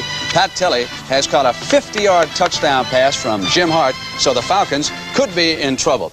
Irv, there are some marvelous players at some of the small schools around the country. That's why you come up with the gym. You know, Brent, a couple of weeks ago, we showed you likely Heisman Trophy candidates. Well, today, we're going to look at the great unknown, some of the best players you'd never heard of who are likely to go high in the NFL draft to clubs warmed by the thought that history repeats itself. Few NFL clubs took notice when this young man graduated from SMU in 1954. But when he retired from the NFL, everyone knew all about Raymond Berry. In 1961, the Los Angeles Rams drafted this prospect from obscurity in South Carolina. He soon was appointed the Secretary of Defense, David Deacon Jones. But perhaps the greatest success story involving an unknown player centered on this 1954 University of Louisville star. The hope of finding another Johnny Unitas excites men like Gil Brandt of the Dallas Cowboys. As a scout, there's a great deal of self-satisfaction when you can find players at smaller schools that go on to star. The stars are shining ever so brightly in the small college ranks this year, like Sam Green, wide receiver for the University of Nevada at Las Vegas. He's the owner of a great pair of hands, and he has that big play ability. He's a John Jefferson type of receiver, and this is what everybody's looking for in our wide-open game today. There's no such thing as too many great running backs. And number 31, Clifford Chapman, demands respect. He has rushed for better than 3,000 yards in his career at Central State University in Edmond, Oklahoma. The amazing thing about Clifford Chapman is he's almost 6'2", 225 pounds, and he holds the NAI record for the 100-meter dash in his area. On defense, remember the name of Don Washington, a Texas A&I safety. He's picked off 17 passes in his college career.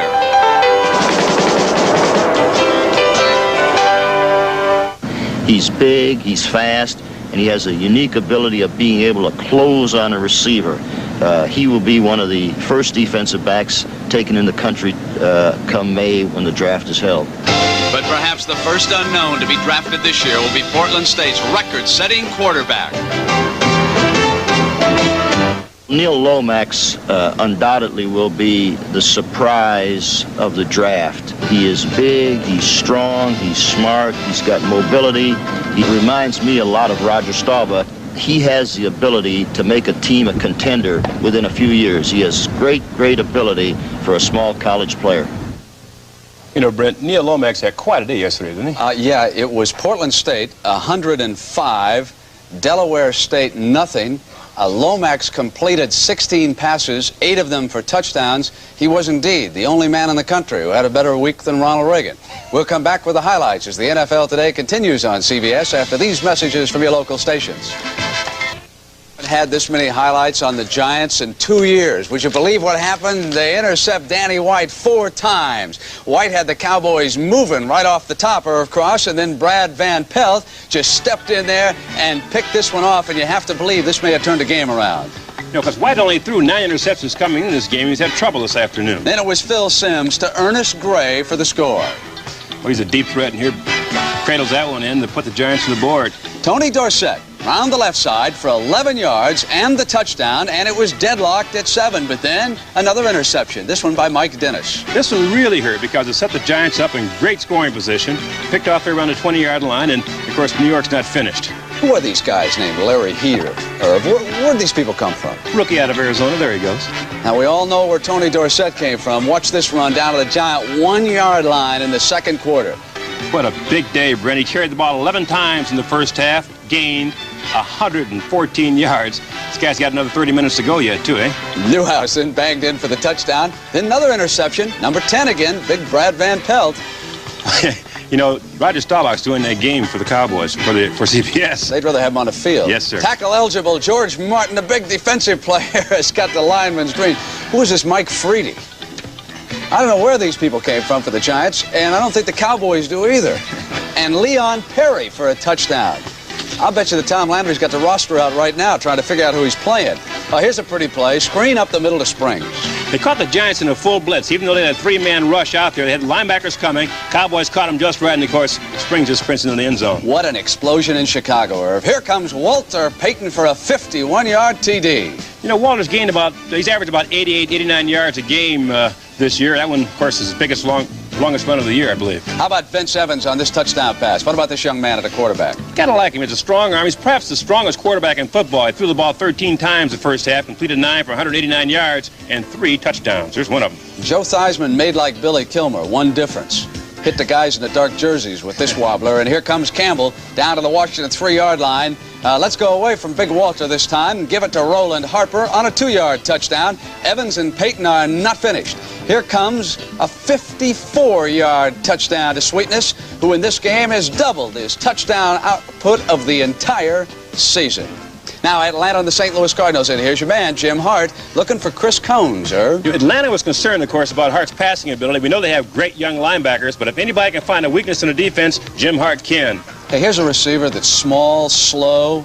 All he does is score. Pat Tilley. That's right. He's one of the leading receivers in the league right now. The little guy spurts in for a touchdown. Now, we've got some highlights from Green Bay, San Francisco. I thought the Packers would give the 49ers all they wanted in Milwaukee, but it's the other way around. DeBerg has replaced Montana as the starting quarterback for the 49ers. He sent Solomon zipping into the end zone. He laid up a beautiful pass. 20 yards for the score. Extra point was no good. Linville Elliott then barged in for the touchdown. And now, watch Solomon on this next sequence, Great concentration. Isn't that unbelievable? And San Francisco banged in, and now they lead it by a score of 13-3. And let's send you back to Frank Lieber right now. Thank you very much, Brent. Frank Lieber back with Roger Staubach once again at the Meadowlands, where the Giants lead at halftime, 28-21. Question number 1.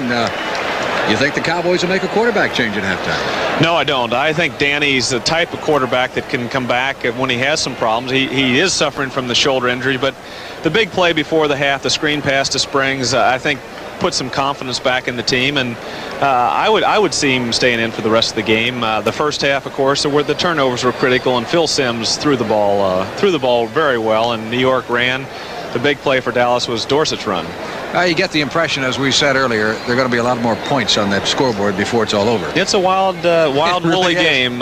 Dorsett, of course, ran well, and Springs made the big play, and Simms has been hitting his receiver. So it's a game where you say there's going to be a lot of points in the second half. You never know, but based on the first half, it's the scoring is still not over. Well, as far as the Cowboys are concerned, the defense, of course, has not played that well, but on the other hand, they've been saddled with poor field position as a result of those 4 Danny White interceptions. We should have a great second half here at the Meadowlands in East Rutherford, New Jersey. And we'll be back with the second half kickoff in just a moment. The NFL on CBS is sponsored by Ford and your local Ford dealer, who invite you to test drive the new 1981 Ford cars and trucks. Sylvania, makers of Super Set Color TV and a complete line of home entertainment products. And by Allstate Insurance Companies. You're in good hands with Allstate.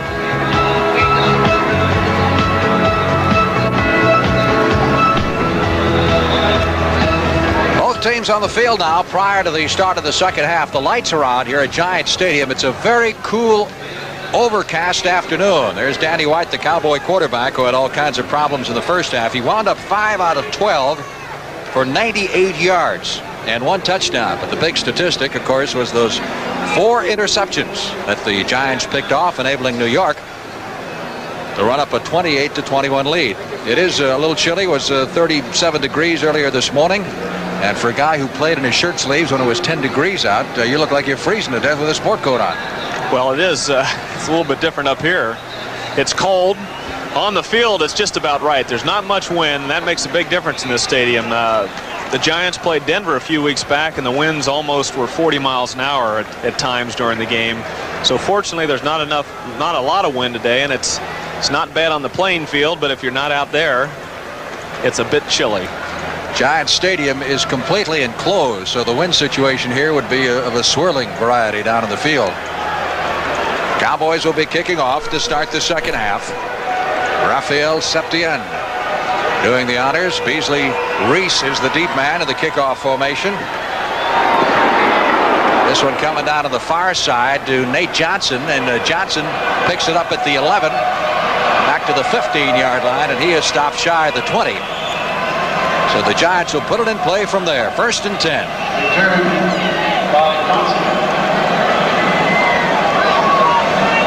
York with an amazing offensive outburst in the first half. 4 touchdowns. Again, keep in mind that they'd scored only 5 touchdowns in their 7 previous games. Now the question is, can they keep it up? Because you feel that the Cowboys are going to score some too here in the second half of play. Sims in the first half, 8 out of 15 for 159 yards. He was trapped once. Leon Perry fights his way out to the 23-yard line. Again, Perry is a free agent, rookie, came to camp with the Giants originally. The man he's paired with in the backfield, number 27, Larry Heater, started the season out with Kansas City as a draft choice of the Chiefs, was let go and was picked up on waivers by the Giants. You've seen a lot of new names in there. Yeah, well, Perry's only run 3 times before this game for 15 yards, and he's run hard today, and he's blocked well for Heater when they have made their big running plays work. A pickup of 4 at 2nd and 6. Sims throws it, tries to loop it out to Mike Freedy. Number 88, Freedy picked up just a couple of weeks ago from the Detroit Lions, who made him a 3rd-round draft pick. You saw a lot of action for the Lions earlier this year as a messenger wide receiver, alternating on plays. Well, the Giants had a quick out pattern. They've worked well in the first half, and of course that time Aaron Mitchell was right on top of Freedy, and Sims looked over, saw he didn't have it, tried to get Freedy behind Mitchell, and of course it just didn't work. 3rd and 6. Ernest Gray in motion. Wilson following him across the backfield. Sims' rush gets it away. Just as Randy White, number 54, and Too Tall Jones, number 72, crashed down on him. Well, Randy White made an inside escape there that put pressure immediately on Sims. He had nowhere to go. Giants dominated the ball in the first half as far as offensive plays are concerned due to the interceptions. Cowboys normally are way out in front in time of possession, but the rest of the stats... Well, it's basically turnovers that we don't see on there, but New York cashed in on 3 of the interceptions for touchdowns, and the other interception stopped the Dallas drive. Jennings back to punt. Jones is deep for the Cowboys. Dallas trailing 28-21. Again, a big rush. Jennings gets it away. Low spinning kick. Bounds at the 40, 30, and out of bounds at the 27-yard line. Well, Jennings got all he could out of that one. It wasn't a good kick. Dallas has probably noticed something in the Giant punting game that they're trying to take advantage of, because they've rushed most of the punts today, which is unusual. They might rush 1 a game, but today they've rushed quite a few, so evidently New York has some weaknesses there, and they're trying to get Jennings to punt quickly, and it's worked. He punted quickly that time, but he got the roll. Officials mark it at the 22. 1st and 10, Cowboys from that point. Danny White remains at quarterback. Timmy Newsome, number 30, rookie fullback, is in there, coupled with Dorsett, who rushed for 114 yards in the first half. And Dorsett starts off again. Up to the 25, fumble the football. Let's see if it's allowed, or the play had been whistled in. Cowboys will retain possession. They're coming back to the weak side here, away from the tight end, as Van Pelt holds his ground. Scorpan, well, number 52 is in there this time. It's not Scorpan. It's Joe McLaughlin holds his ground, and there is a ball loose underneath that pile. But the referees say that Dorsett was down when he fumbled. A pickup of 2 on the play. It is 2nd down 8. Nose of the football. Not quite to the 25. Dorsett left side. Trying to get outside. Knocked out of bounds by Mike Dennis at the 29-yard line. He's a couple shy of the first down. It'll be 3rd and 2. This Tom Landry always seems to do well, it seems, at making whatever halftime adjustments are necessary, doesn't he? Well, he does. He's all business at halftime. They go over the plays that they felt would be good against the Giants and why the Giants stopped them, what plays that are working, and concentrate on those, and they might make up some changes at halftime, but mainly it's just determining what the Giants are doing and deciding what plays to use in the game plan that are best against the certain defenses. So it's all business at halftime. 3rd down, a long 2 for the first down for the Cowboys at their 29. And White, first pass of the second half over the middle, completes the pass to Billy Joe Dupre. It's very close to the first down marker. He didn't pick up much at all. Depends where they spot it. Well, Billy Joe did an excellent job that time. He kept his body in front of Beasley Reese, number 28, and he got the first down. White has plenty of time right here. Martin, number 75, is doing everything he can to get to the quarterback, but Andy Frederick's doing a good job on him. First and 10 for the Cowboys at their 33-yard line as Jay Saldi, number 87, into the Dallas huddle with the next play from head coach Tom Landry.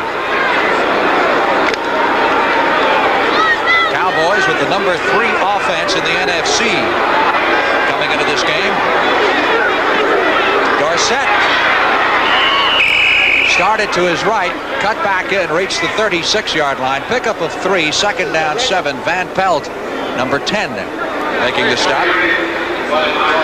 That's Bill Austin right there going over some odds and ends with that giant offensive line. He's talking to Jim Clack, number 56. Clack is probably one of the best trades that the Giants ever made. Picked him up for the Pittsburgh Steelers for John Hicks, who turned out to be a big flop. Second and 7. Clack's been the mainstay of this Giant offensive line for several years. Cowboys from their 36-yard line. Dorsett outside to the 40. First down at the 45.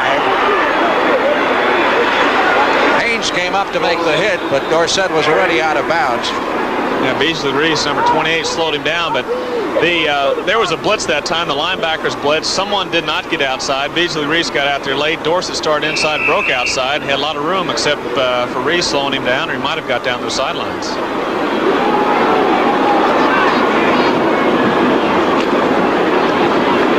First and 10. Ray Perkins chewing gum rather furiously. Cowboys at their 45-yard line, trailing 28-21 here in the third period. To a surprisingly feisty bunch of New York Giants. There's a screen. Trying to get it to Ron Springs, and Springs trips and falls at the 43-yard line. Lost his footing. Well, Dallas is not executing the way they can. It was a screen, and Herb Scott was out there in front of it. John Fitzgerald, number 62. Watch 68 pulling out. He blocks right here, and then he tries to get out in front of the screen. He gets out there late, though. He blocked a little bit too long, and he and Springs are not in coordination. Scott got out late. Springs is in front of him. He sees Scott in his way, and he's tripped by Fitzgerald, number 62. So that was poor execution, and it started when Scott made his block, and he didn't slip off fast enough. Second and 10 from the 45. 11 minutes, 29 seconds, third period.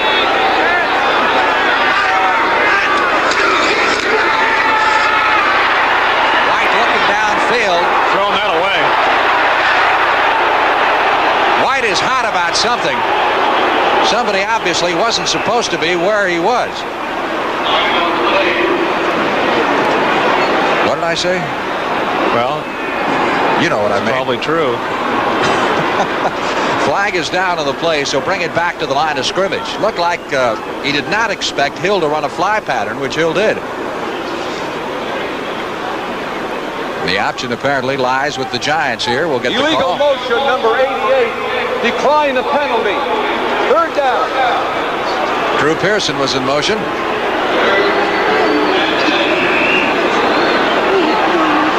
And you saw it there. He did not apparently come to a stop, a full second stop there prior to the snap of the ball.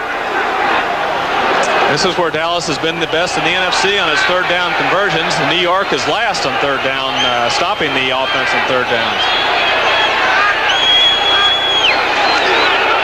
Got the four-man rush. White looking for someone to go to. Hits Tony Hill for the first down at the Giant 43.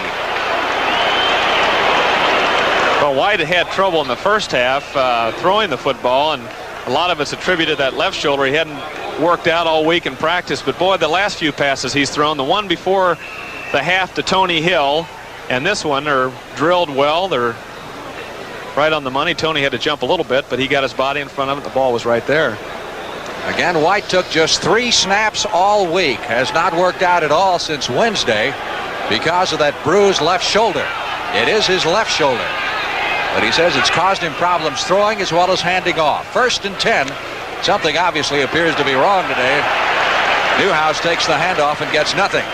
Other scores around the National Football League. Let's bring you up to date.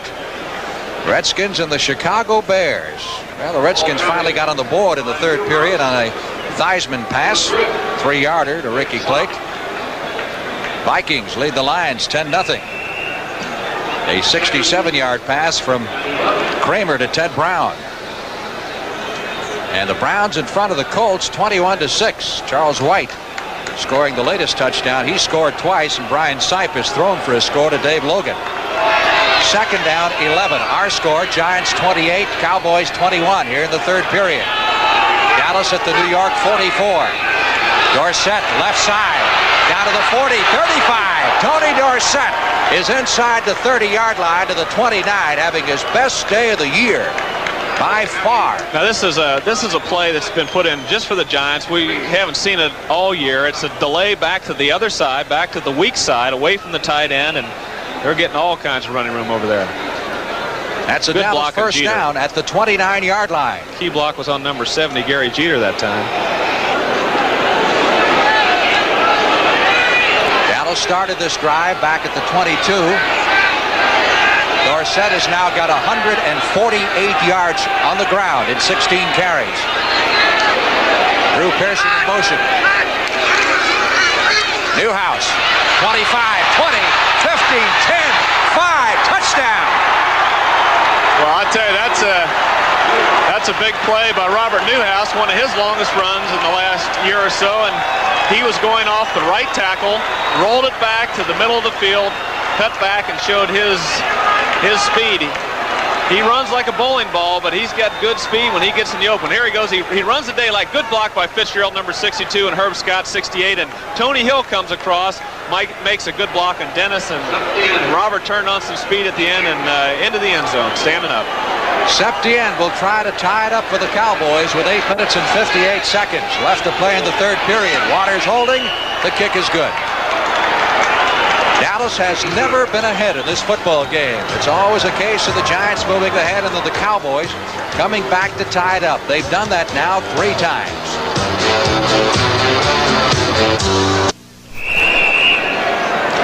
Robert Newhouse of the Dallas Cowboys, who scored the tying touchdown just a moment ago. The kickoff by Septien sails out of bounds at the 15-yard line. And Dallas will have to do it again. So we're tied at 28 apiece with 8 minutes and 53 seconds left to play in the third period at the Meadowlands. Look at the statistics on the Giants, not the game statistics, but what's happened to them this year. 41 different starters, 16 players on injured reserve, 19 of their 45-man roster rookies. And they've got only 17 players left on their roster who were here on opening day. They've had a tremendous turnover. Well, they're playing hard today. They are. Last week, New York started 6 rookies on defense against Tampa Bay, which has to be unprecedented. Septien now kicking from the 30-yard line. Nice high kick driving Beasley Reese back to the 5. Fumbles it to the 3-yard line, and now he's in trouble back there. Gets it out to the 10 and drives forward to the 13-yard line. So the Giants have less than admirable field position with which to start this drive. Giants have been doing it to the Cowboys today on turnovers with those 4 interceptions. On the other hand, Sims has not had a pass picked off.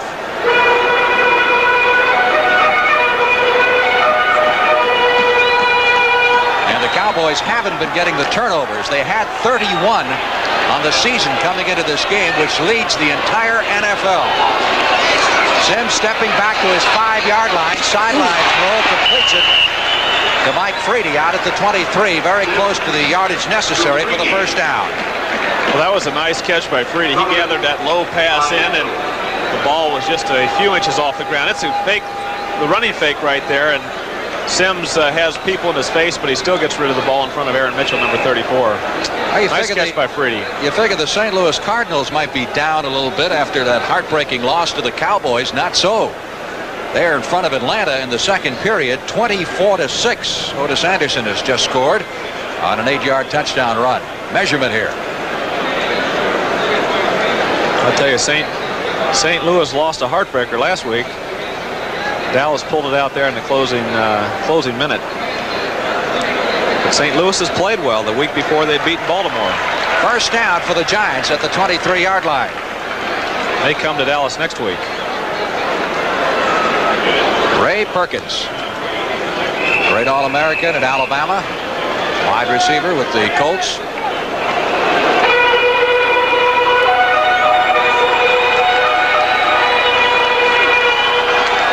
Sims has thrown for 2 touchdowns. Leon Perry really got crunched as he tried to turn the corner. Yeah, Heater missed a block on Charlie Waters. Charlie closed down, and Heater missed the block, and Perry suffered on account of it. Dee Lewis was there, and so was Waters. The man who runs Charlie's Angels, the nickname given the Cowboys defensive secondary. Watch Waters in this play. See Heater number 27 missed the block on Waters, and that's it. And he's cleaned up there with the help of Dee Lewis. 2nd and 9.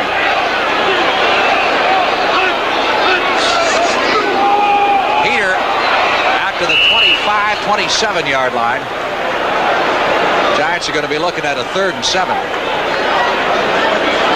Harvey Martin in on the tackle. Other scores around the NFL. Let's bring you up to date on another important game. 49ers lead the Packers 13-10. At least it's important to the 49ers and the Packers. May not be to a lot of people. Packers still, who knows, have an outside chance at making a run of it at that NFC Central title, which is a little wacky anyway. That's up for grabs. 3rd and 5. Sims gets 3 for the first down at the 36-yard line. Again, a lot of time made the difference. That's right. I like this Phil Sims, though. He's definitely a cool customer. He's in his 2nd year, and as a sophomore, it's a little tough. He takes a short set, then gets back deep. Good protection there. And he waits and catches Freddie over the middle. Brad Benson, number 60, did a good job at Harvey Martin. Here's Freddie. He's coming back in underneath. Aaron Mitchell's on him. The ball's thrown right here. It's enough for the first down. 1st and 10, Giants at their 36. Score tied at 28 with 6 minutes left in the 3rd period. Sims again with good protection. It's Mullery, the tight end, for the first down. At the 40-yard line of the Dallas Cowboys, Dennis Thurman. Number 32 comes up to make the stop, Tom Mullery. Hey, the Giants have an excellent game plan. They're mixing up their passing game. They're faking to the right side. They got both wide receivers the other side. The tight end is on by himself over on this side, Mulledy, and he, of course, catches the ball. It's kind of an against the grain pass. You fake your running backs to one side and come back to that open area over there, and Dennis Thurman just couldn't get over to Mulledy on time. Thurman on that tackle was giving up about 50 pounds to the big tight end. New York first down at the Dallas 40. Over the middle, completes it to Heater at the 30, down to the 26-yard line. Goes the Giant running back, Dee Lewis, number 50, on the stop. Well, they're mixing these passes up well. They're going to Freddie, going to Ernest Gray, going to Heater, going to Mulledy. It's an excellent passing game that New York has shown today, all day. Would have been kind of easy for the Giants to go to the locker room and say, what are we doing here? Cowboys come back and score that touchdown, and easy now for the Giants to fold, but they haven't. They've come back.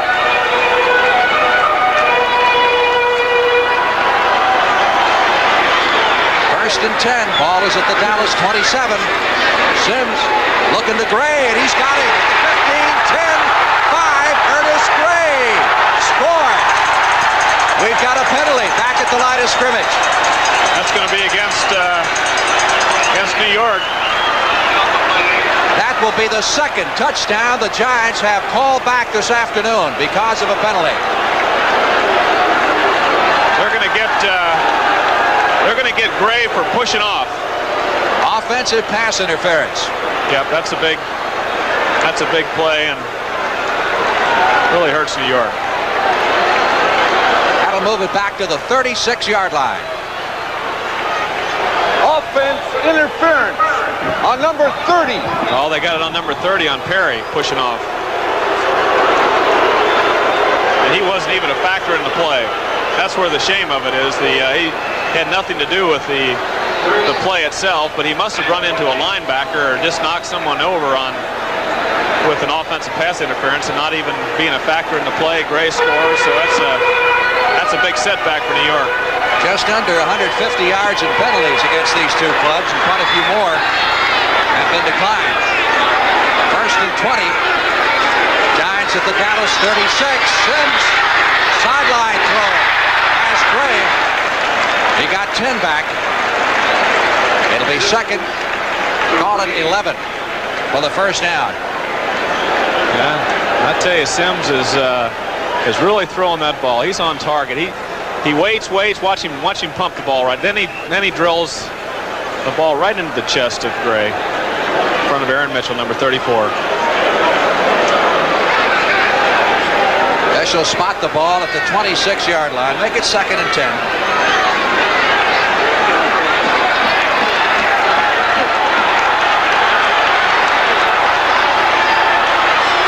Brady to the left side, Gray to the right. Comes a blitz. Brady, intended receiver, and Aaron Mitchell picks it off. Mitchell back to the 40, 50. He's got clink scales out in front blocking, and is finally dropped at the 29.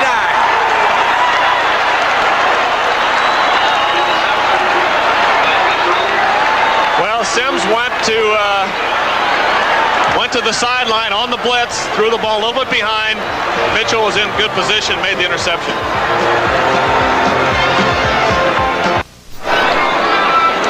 Like Sims Here's Sims is back. Watch the blitz. Here's Charlie Waters. They're coming.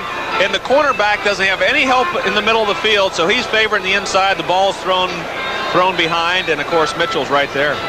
Makes a play, big play. And you're looking at a possibility. What a turnaround there. Of a 14-point swing here. Yeah, that's right. The touchdown's called back, and now Dallas is in good position the other end of the field. Well, they've done it. They've done it all year. Last week it was Dennis Thurman. First and 10, Dallas at the Giant 29-yard line. Newhouse and Dorsett in the eye. Drew Pearson in motion. Flag down. Newhouse breaks through. Down to the 21-yard line for 8 yards. New York was offsides. In this case, he'll probably decline the penalty since the offside would give him only 5. And the gain would give him 8. Almost 9 yards. Defense offside number 70. Decline the penalty. Second down. Gary Jeter guilty of the offside call, the defensive end. Cowboys will take the down, which gives them a 9-yard pickup to the 21-yard line. Second and 1. This is where you quarterbacks get a little sneaky and try to throw it here in second and 1. Good time for play action pass. You can waste it down right here. Now, when you're running the ball as well as the Cowboys have in this football game, it doesn't make any difference. First down at the 16. They're running at will. The running backs, Tony, of course, and Newhouse are running hard, but that offensive line, they're clearing some people out of there. Some good blocking downfield also. That's how you break the big runs downfield, if you get some blocking downfield. Dorsett this year with his slow start is in danger of missing the 1,000-yard barrier for the first time in 8 years. 4 years in college, his first 3 years as a pro.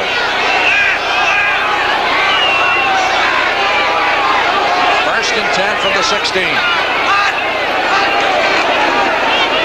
Dorsett it is with Herb Scott out in front. Out of bounds at the 13. Pickup of 3 on the play. Joe McLaughlin, number 52, making the stop. A little chilly on the sidelines for Phil Sims. You talk to yourself there. He's talking to himself. He has a touchdown to Gray. Everything looks hunky-dory, and all of a sudden it's a penalty. He comes back and throws a pass he'd like to have back that put Dallas now in scoring position. That play on Dorsett right there, that what makes that play is his little dip to the inside, gives that guard enough chance to get around get to the outside. It brings the linebackers in, and then Dorsett dips to the outside, and that play's been working all day for Dallas. 2nd down, 7. Should the Cowboys score here, they will lead for the first time in this game. Dorsett, he will score. Not to be denied. Tony Dorsett, 13 yards. Make way. He's like a rocket in there, and it's good blocking with Fitzgerald's right in the middle, number 62. He's blocking down his man, and then Newhouse comes in, gets a good block. Rafferty gets a block, and Andy Frederick, who's in for Jim Cooper, makes a nice cut block, and Dorsett's into the end zone, and Drew Pearson's going to congratulate him right there. That's 19 carries and 168 yards rushing for Tony Dorsett. And with White having problems throwing the football today, the running game has certainly taken up the slack. 3 minutes, 13 seconds left to play in the 3rd period as Septien rifles the extra point through the uprights. And for the very first time in this game at Giant Stadium, the Dallas Cowboys own the lead, 35-28.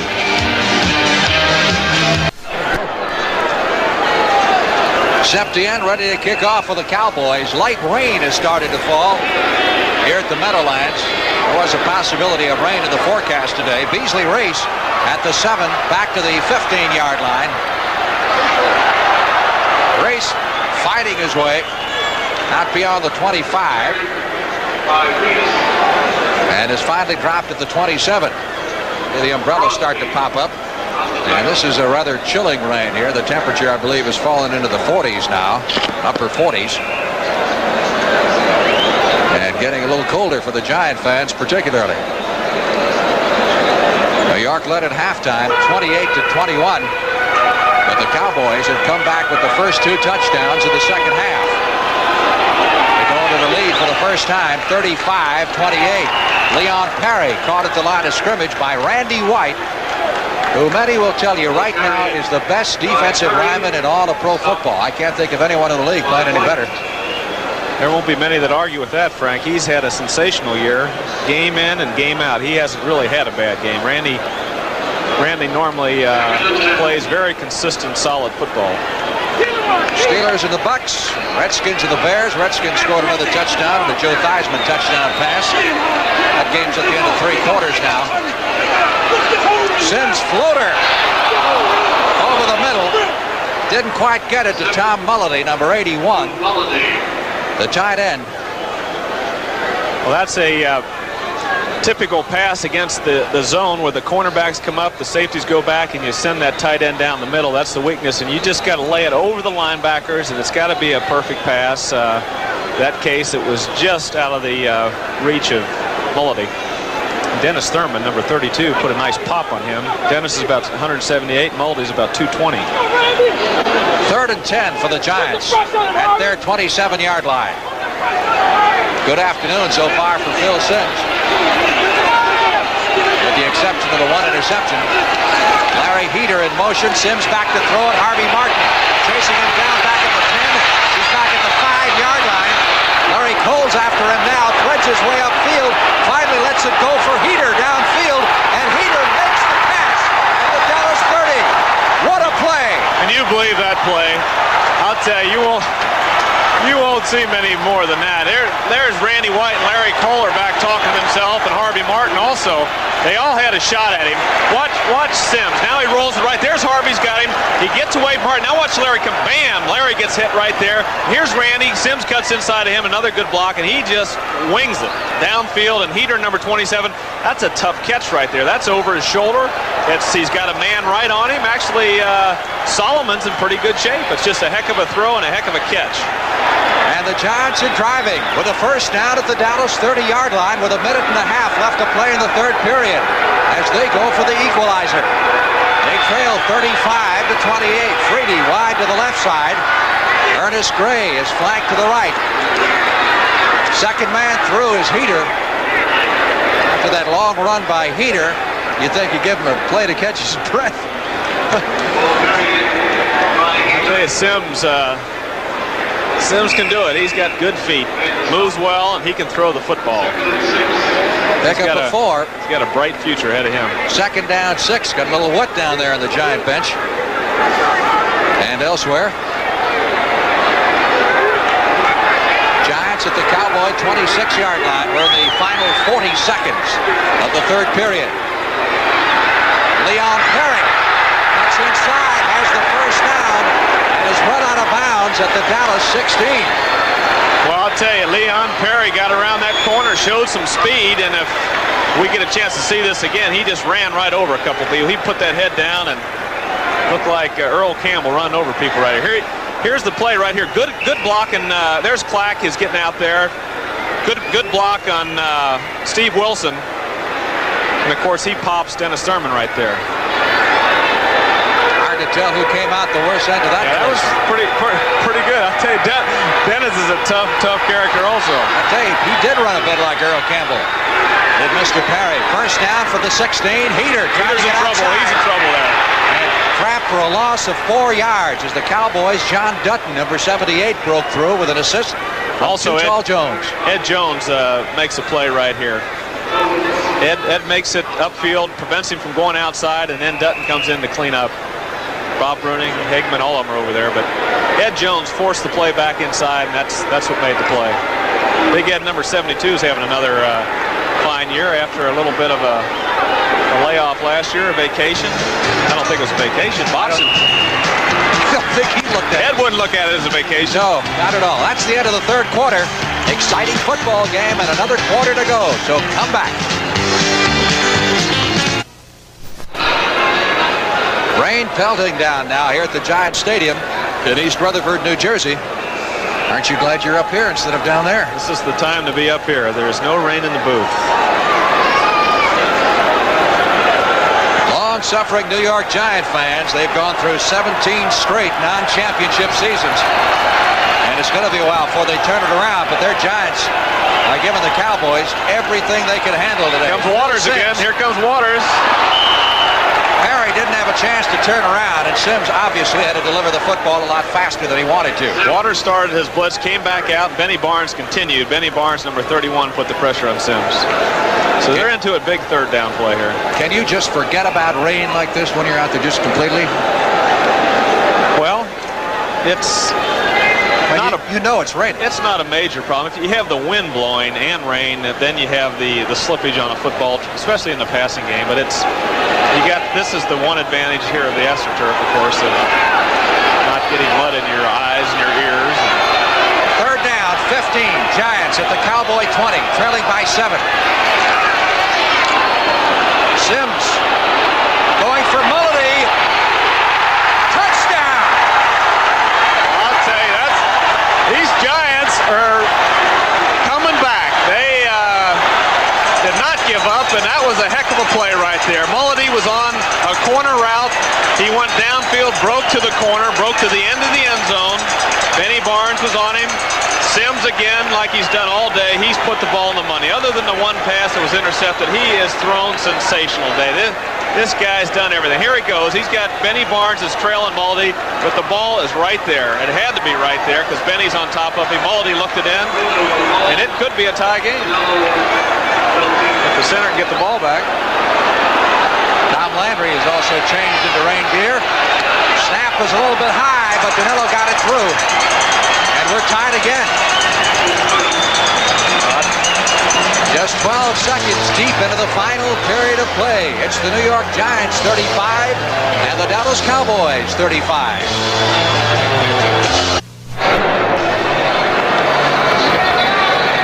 First game of the year, the Giants beat St. Louis 41-35. We're approaching that cumulative point total right now. We've got almost a full quarter left. Danilo getting ready to kick off in what has to be described simply as pouring down rain now. Newsom fumbles it at the 15, picks it up 20, 25, and Timmy Newsom, Cowboy rookie fullback, is down at the 30-yard line. It is wet and getting wetter by the minute. This is a wet rain, Frank. Is there another kind? Look at it come down here at the Meadowlands. Aren't you happy? You're warm and cozy wherever you are. I'd like to be right down there in the middle of it. You would like to be right down there in the middle of it? Middle linebacker. Now we're not to the 2-minute warning yet. officials have it marked at the Dallas 29. 1st and 10 Cowboys. Billy Joe Dupree. They get the flag. The pass intended for Dorsett is incomplete. That of yours obviously meant something, because as soon as you said it, the official dropped the flag. I wish we could get a replay on Joe McLaughlin, number 52, but I probably can't get it. He and Fitzgerald. See if you can see number 52. He and Big John Fitzgerald. John's a heck of a football player, a center, but he's over to your left, and he and McLaughlin went at it there for a few seconds. 5-yard walk-off against the Cowboys. Illegal motion. 2 men moving at the same time. I thought you had that play perfected when you were with the Cowboys, setting guys in motion in each direction. Well, that time they had Billy Joe went to the right. Beasley Reese was running over there after him. He came back the other side, and Beasley slipped. And, of course, they had the screen out here to this side. And it just it didn't work, even if there wasn't the penalty. 1st and 15. Cowboys from their 24. Newhouse takes the handoff up to the 26 for a pickup of 2. I think the Giants are fired up. Well, McLaughlin again, number 52. He's all over the field. He's moving out there. He's fired up, and he's getting the rest of them fired up. 2nd down situation. Cowboys go with their passing offense as Butch Johnson comes in. Newhouse comes out, and Newsom comes in. Dallas looking at a 2nd and 13 with the ball at the 26. Tom Landry. Hope he doesn't get electrocuted.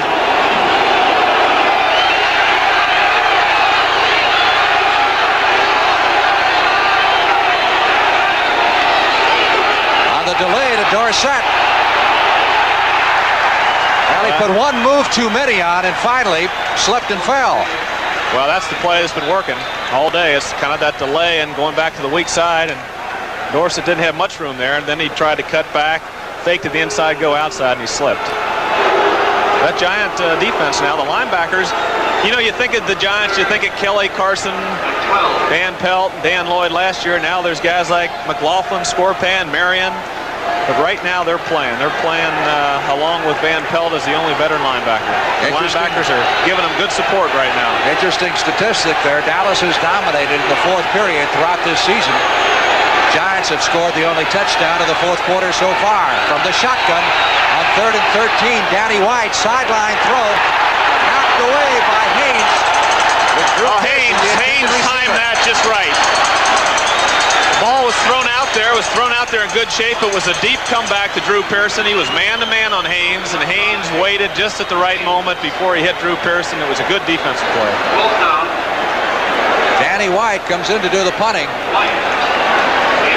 And Alvin Garrett, number 25,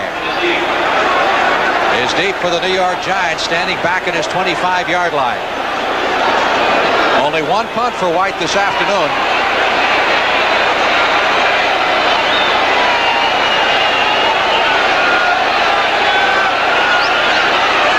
Snap is a little bit high, but he gets it away in good order. Kick is a little bit short and wobbly, coming back at the 35, fielded at the 30 by Garrett.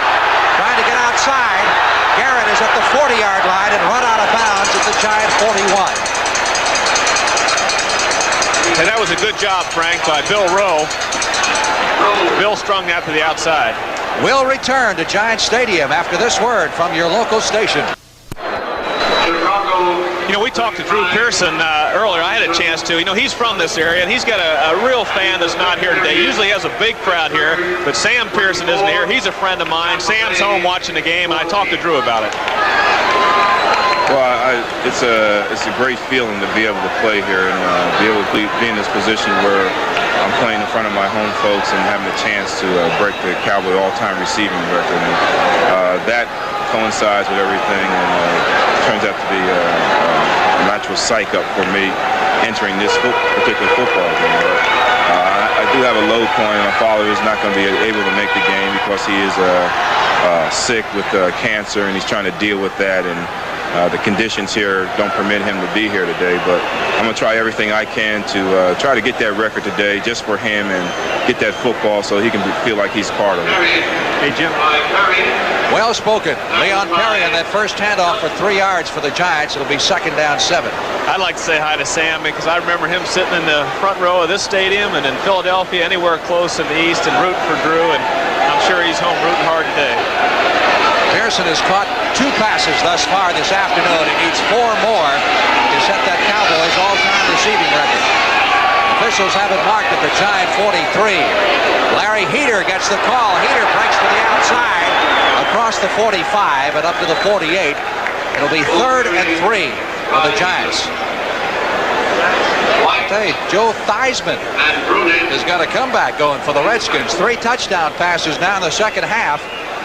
And the Redskins are within 2 touchdowns of the Bears with still quite a bit of time left in that game. It's like 2 different games there. First half, second half. 3rd down. New York needs 3 for the first down. Ball is at their 48. 11 minutes, 20 seconds left to play in the game. Heater in motion. Phil Simms. Back to throw. Quick sideline to Freedy for the first down as he makes the grab at the Dallas 46. Well, that's excellent timing there. Simms takes a short setup. He's got a quick pass, 1, 2, 3, and throw, and it's perfect timing. Freedy's got the ball, and it just can't stop a play when you're man-to-man on a guy like that. You got to have some help underneath, and of course, that quick of a play, Aaron Mitchell was doing about all he could, but they got the first down. One of the Giants was shaken up on that play. First injury we've had in this football game. Time out of the field with 11 minutes and 14 seconds left to play, and we're still tied. The injured Giant was Roy Simmons, the left guard, who went out of the game, and J.T. Turner, who we are told suffered a broken foot last week, is in there, playing after 1 week on a broken foot. 1st and 10, Giants at the Cowboy 46-yard line. Phil Simms in trouble behind the line, gets the pass away. Oh, Simms is a heady player. He looked out there, and Dallas had the right defense. Again, Mitchell came up that time. They probably were looking for the quick sideline, and that's how you take it away. The cornerback comes up. You have someone back there to help you deep, and of course Mitchell was right on top of Freedy. It was a quick screen. The pressure was tough, but Simms maintained his composure, threw the ball into the ground, but number 30, Leon Perry, was in the area, so the referees let him get away with it. This may be a patchwork Giant offense, but they're certainly not playing that way today. Particularly their passing game. It's been outstanding. 2nd and 10 on the Cowboy 46-yard line. Look what Simms has done. Passed for almost 300 yards. Flash of lightning in the distance. Oh! Freedy with a great one-handed grab at the 30-yard line. Oh, look at that. I'll tell you, Mike Hegman is looking around too, wondering how the guy caught that pass. Freedy might have hurt his ankle a little bit. Watch him stick his left hand out here. Simms drills that ball. There's a tight hole in there. He drills it, and watch this. His left hand goes out, cradles the ball, puts it in his chest. He catches it right in front of Aaron Mitchell. Mitchell can't believe it either. Now that puts Simms over the 300-yard mark in the passing department. And the Giants have a first down at the Dallas 30. Score tied at 35. Larry Heater. Inside the 25, inside the 20, to the 19, first down.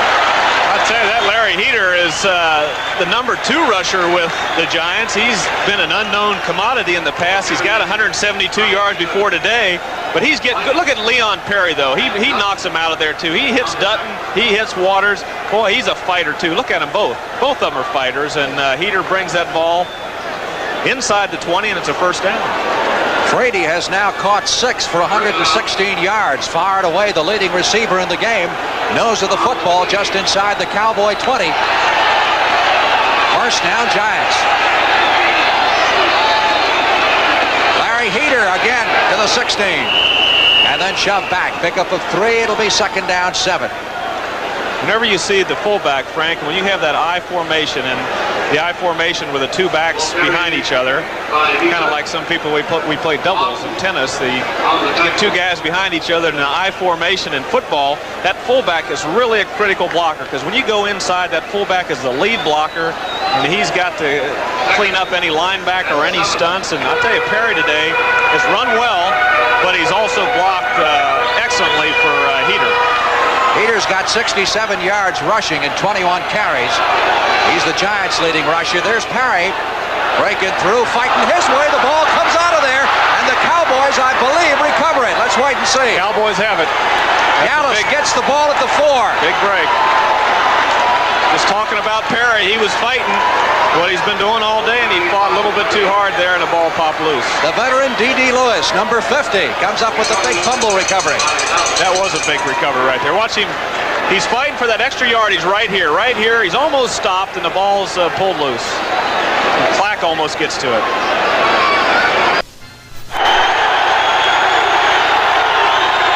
That's the turnover picture. The Giants have just handed it over to the Cowboys. Second fumble recovery for Dallas. Cowboys now with a first down at their own 4-yard line. With a slippery ball, they'll have to be very, very careful. Rain continues to pelt down. Newhouse gets the call. Carries it out to the 8-yard line. Pick up a 4. It'll be second down 6 before he's jammed up by the white-shirted Giants.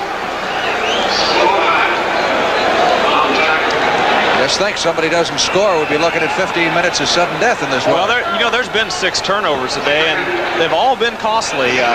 4 by Dallas, set up 3 touchdowns, and also stalled a Dallas drive.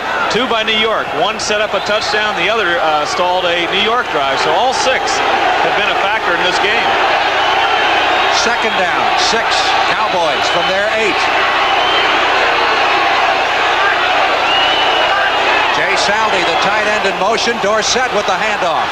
Out across the 10 to the 12. He's short of the first down as Brad Van Pelt, number 10, made the stop.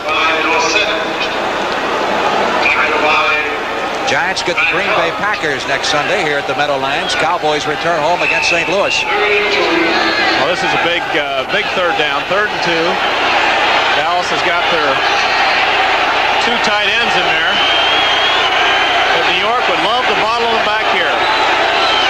If the Cowboys have to punt, White would have to do so.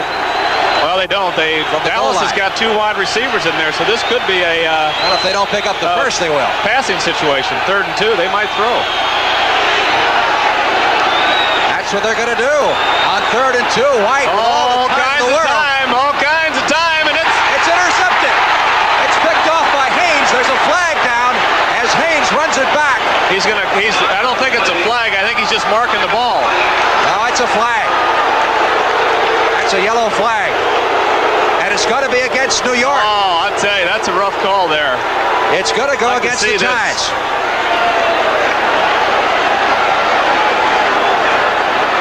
Here, Danny White's back. He's got plenty of time. He's looking, surveying the field, and letting it go. Well, the referee, well, it's close there. The referee's saying that Tony Hill was pushed. And it...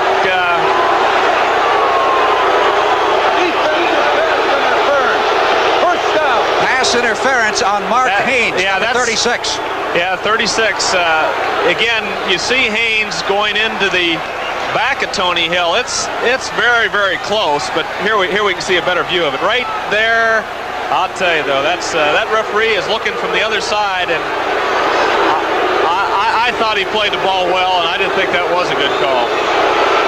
It's a tremendous break for the Cowboys. Gives them a first down at their 35 instead of having to punt or turning over the football in the interception. Dorsett out to the 37, a pickup of 2 and no more. Gary Jeter, number 70, making the stop. It looked like Mark Haynes is playing that ball pretty well to me, Frank.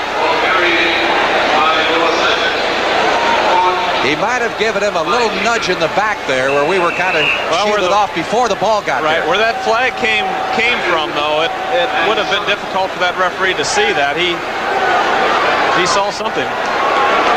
Second down, 7. One thing I can tell you, he saw is a lot of rain. Score tied at 35. 6.5 minutes left to play in the game. Dorsett to the 39 for 2 more. It'll be 3rd and 6. I think that's Newsom in there now, Frank, number 30. Or either that or it's 30s. Newsom. Timmy Newsom, the fullback, the rookie. And now Newsom comes right back out. So the Cowboys go to their pass offense on 3rd down. It's closer to 5 than it is 4. Let's call it 3rd down and 5, needed for the first down from the Dallas 40.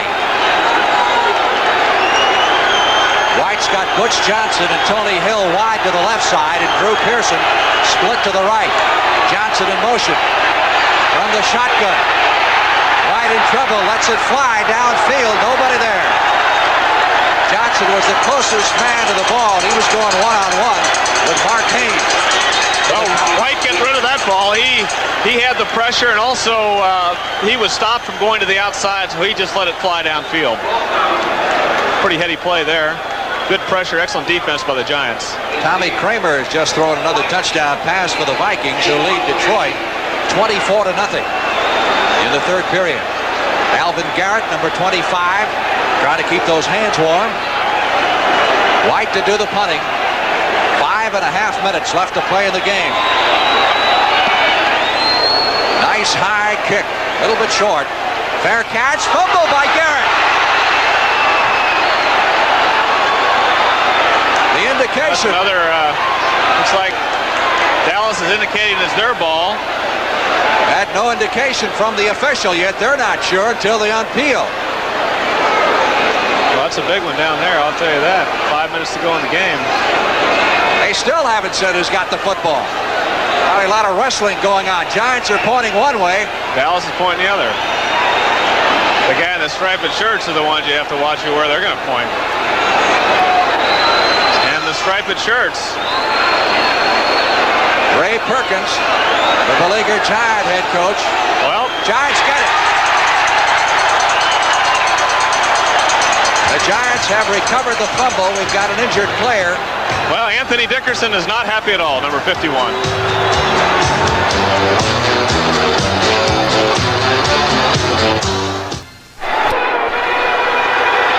First and 10, Giants with the football at their 22. They say the breaks even out over the course of a season anyway. We've had two big ones.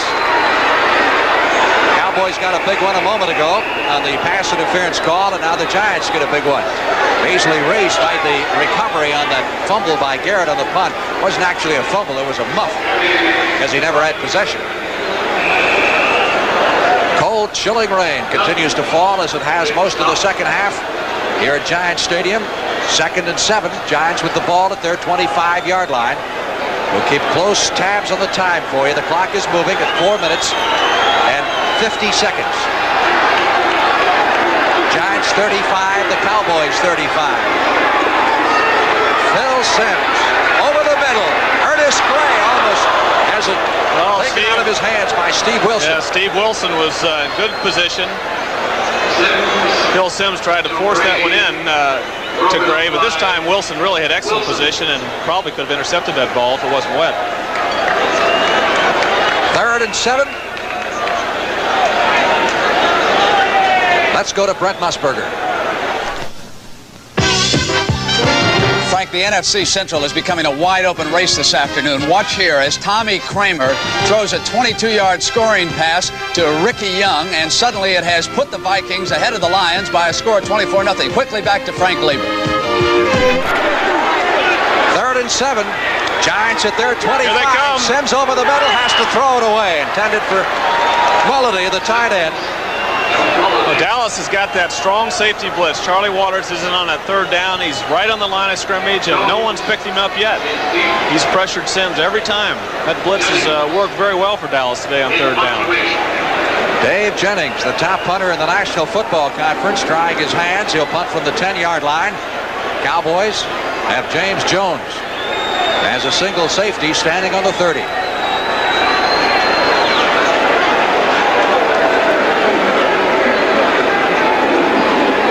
Dallas playing return all the way. Short punt fielded by Jones, fumbles it, and Dallas retains possession at the 37-yard line. Well, there weren't any other white shirts around other than Beasley Reese, so Dallas had plenty of people around that football. Timeout with 4 minutes and 25 seconds left to play in the game, and the score tie. As the rain has increased, the scoring pace has slowed down. Cowboys with a first down at their 37-yard line with 4 minutes and 25 seconds left to play in the game. Dorsett caught by Brad Van Pelt. 10. That felt the elder statesman of the Giant defense and the only remaining starting linebacker who talked before the game about some of his fallen comrades. I think more than anybody would want to. When you lose a middle linebacker like Danny Lloyd, which is was just coming into his own, and somebody like Harry Carson, which, you know, I don't know if there's a better middle linebacker in the league, and then on the other side, Brian Kelly, which basically was the brains of the defense. He called all our audibles and got us in the right formations, and when you're playing a team like Dallas, it's very important to have somebody out there like that. On 2nd and 9, Dorsett getting the call out to the 40, 45, and slides forward to the 47-yard line. Looks like he's going to be about a yard shy of the first down. I'll tell you that Joe McLaughlin made a nice play there, Frank. He tripped up Dorsett, got that one hand around Dorsett's ankle, or he might have broken that one a long ways. McLaughlin is another rookie out of the University of Massachusetts. Obviously, some of the names on this Giants roster today aren't exactly household words in the National Football League. Yet another big play in this game. 3rd and 1. Tony Dorsett nearing the 200-yard rushing mark. Far and away his best day of the year. 3rd down 1 from the Dallas 46. Under 3 minutes to play. Fumble. Newsome got the call. I believe he got the ball back. Dallas got the ball back. Yeah, they did. Newsome recovered his own fumble. Now the question is, did he pick up enough to get the first down? Watch the ball pop out here.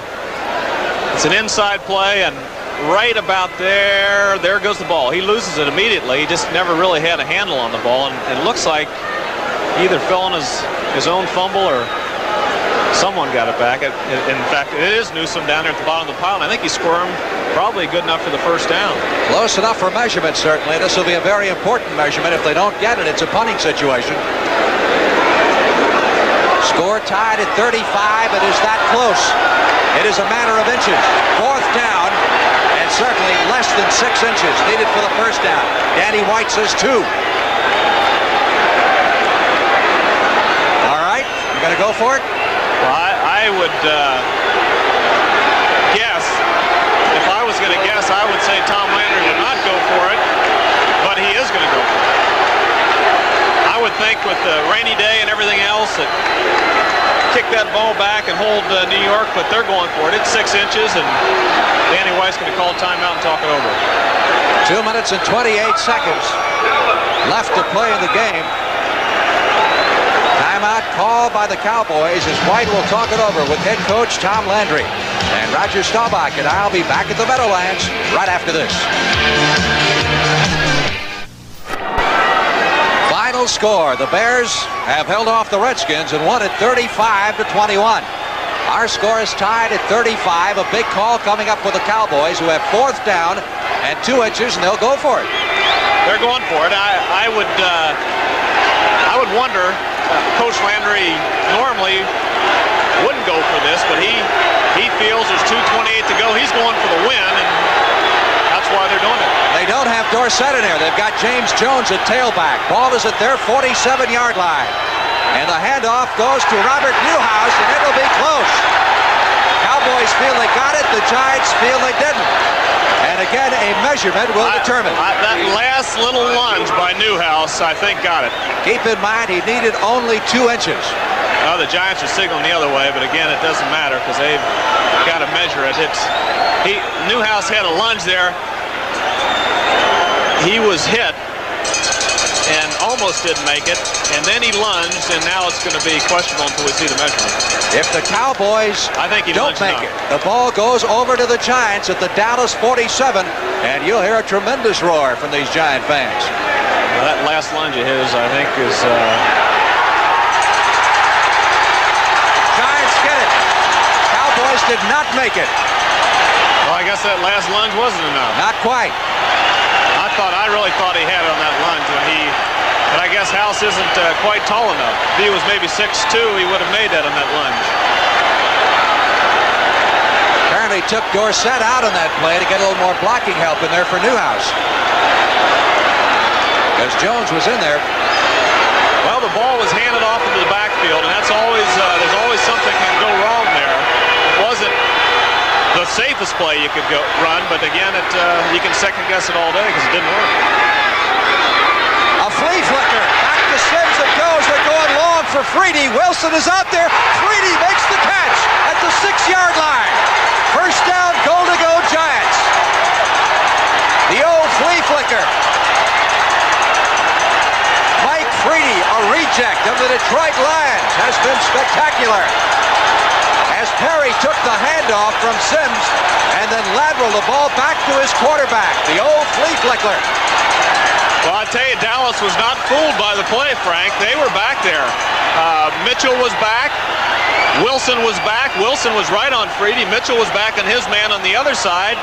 Sims had his choice to go to either side, and he went to the 6'3" Freedy. And I tell you, Freedy's made catches today that you won't see in a lot of football games. He's made 2 today that just were sensational. That one in the play early in the game when he caught it one-handed. So he's been a tremendous find from the Detroit Lions. 2-minute warning going to both benches now. Freedy has caught 7. I lost the ball right there, and then all of a sudden it was pitched back. Now watch Sims throw this. Steve Wilson, kind of like the play last week when Pat Tilley caught the ball on Wilson. Freedy comes inside, makes a play, but Wilson is back there in good shape. It's just an excellent play by Freedy. 2 minutes left to play in the football game. The warning has gone to both benches, and the Giants have a first down at the 6-yard line. 12 times in a row this team has lost to the Cowboys. Here's another view. It's the end of the line. Perry's into the line. Pitches back. Sims winds up and throws the ball. But Steve Wilson is down there on his man in good position, and there's Freedy, comes inside and makes the play. Boy, this momentum has just shifted back and forth and back one break after the other. I know Sims and Ray Perkins were over there talking, and Perkins is telling Sims, tell your running backs to cover up that football. We're in position to kick a field goal at the worst. Let's don't give it away by making a tricky run trying to score. Don't fight for that extra yard. This is one time you don't want to fight for that extra yardage in case you might fumble the football. First and goal from the 6-yard line for the New York Giants. The score tied at 35 or in the final 2 minutes. It is Heater stacked up at the line of scrimmage for no gain. Really shoved back hard. Wilson was in on the stop, number 45. Along with Bruning. Well, there's a timeout been called. I'm sure it's by Dallas, and that's pretty darn good strategy by Dallas's part, because they know that New York's in field position to kick a field goal. They don't want to let New York just run the clock down and have a last grasp at the field goal. So they're going for the timeouts in case New York does kick the field goal. They want some time left to score. Our executive producer, Charles H. Milton III. Our producer here at the Meadowlands this afternoon, Bob Rowe, and our director, Jim Silman. And some of our other good friends who helped make this telecast possible. It's been an exciting one. We hope you've enjoyed it, and we still got a ways to go. Well, the strategy here, I feel, is Dallas wasted one timeout when Danny White had to call a timeout earlier in the half, so they've got one left. If I was New York, I'd try to position it right in front of that goal post and don't let Dallas get the ball back. Dallas is too good. Danny White's excellent at making the big plays, and of course the strategy here is being debated on the sidelines. The man with the red gloves is Joe Danello, the Giants field goal kicker, trying to stay warm. Well, Joe's... It's interesting, we haven't had a field goal attempt on either side this afternoon with all the offense we've had. Second down. Ball is spotted at the 7-yard line. Second and goal to go. 1:54 left to play in the game. Larry Heater again runs into a stone wall at the line of scrimmage. It'll be third and goal. And they may have shoved him back to the 8. Another timeout called by the Cowboys. That should be 3, I believe. That's it. They wasted that one early, and it could be costly. Joe Danello, who may be called on in just a moment to try to stop this 12-game Giant losing streak to the Cowboys and the 8-game losing streak on the year. Keep in mind that the Giants haven't beaten the Cowboys in New York since 1970, and their last victory was in Dallas back in 1976. Giants are looking at a 3rd and goal to go from the 8-yard line. And, of course, the Giants have all their timeouts left. They would appear to be in the driver's seat.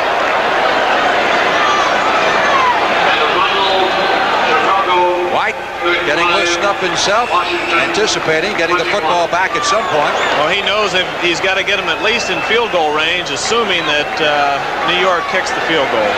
Danilo has not had a particularly good year, by the way. He's only 8 out of 15 coming into this game. 3rd and goal. New York at the Dallas 8-yard line.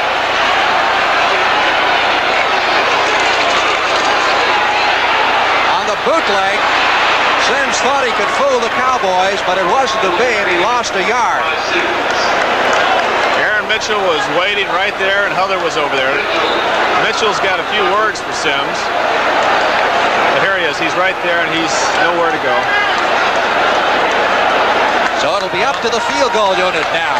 As the clock continues to roll, Cowboys are out of timeouts.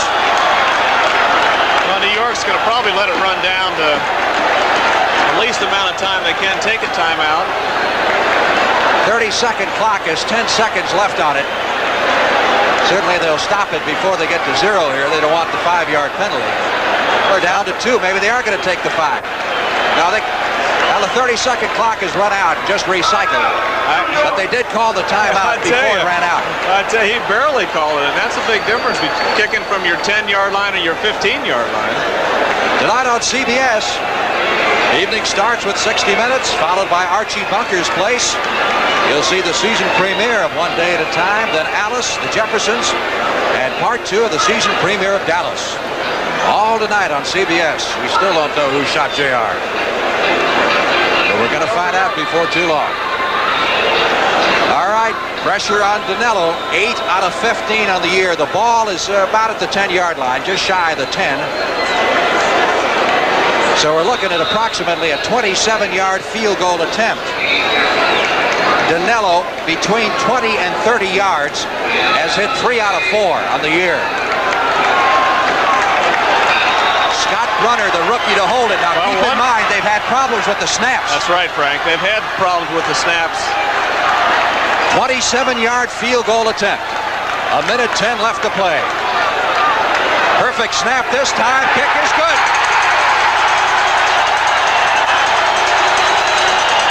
Well, I'll tell you, that's 1:07 to go. No timeouts left. This kickoff is critical here.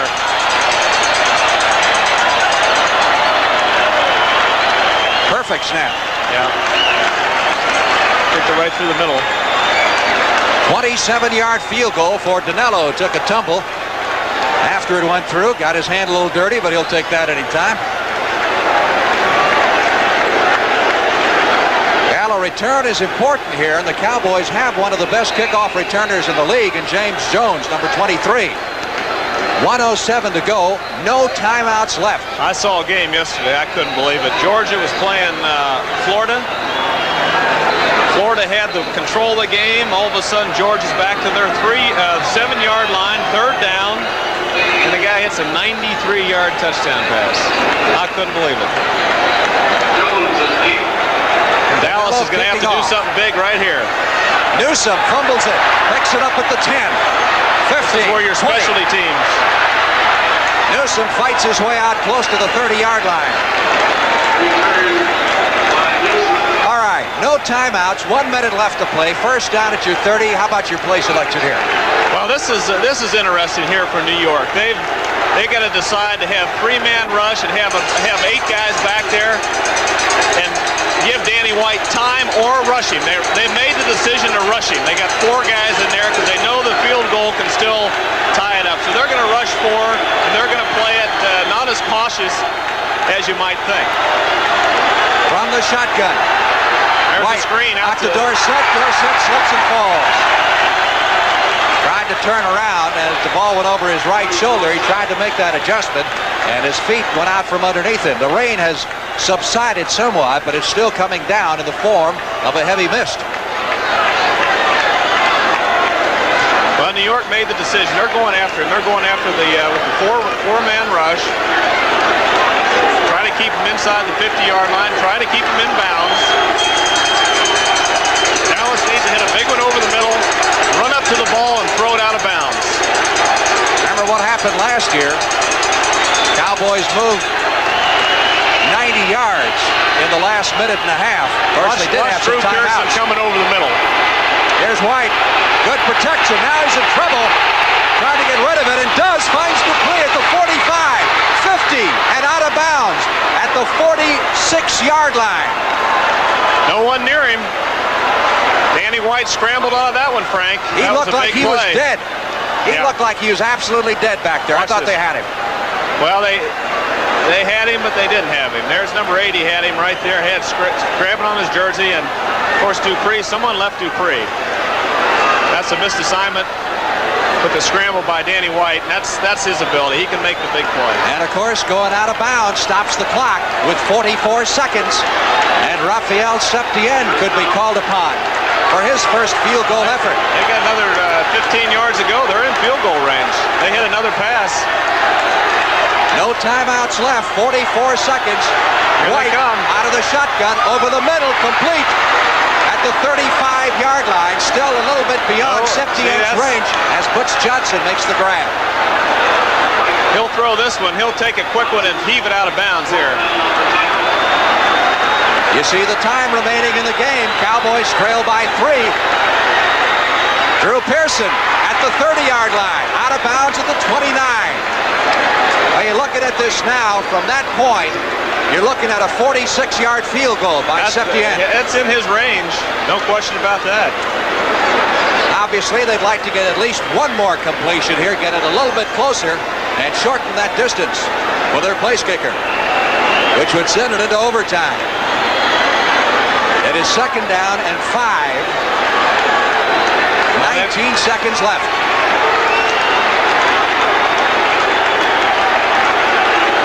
Cowboys at the Giant 29, trying to send this one into overtime. If not, win it outright.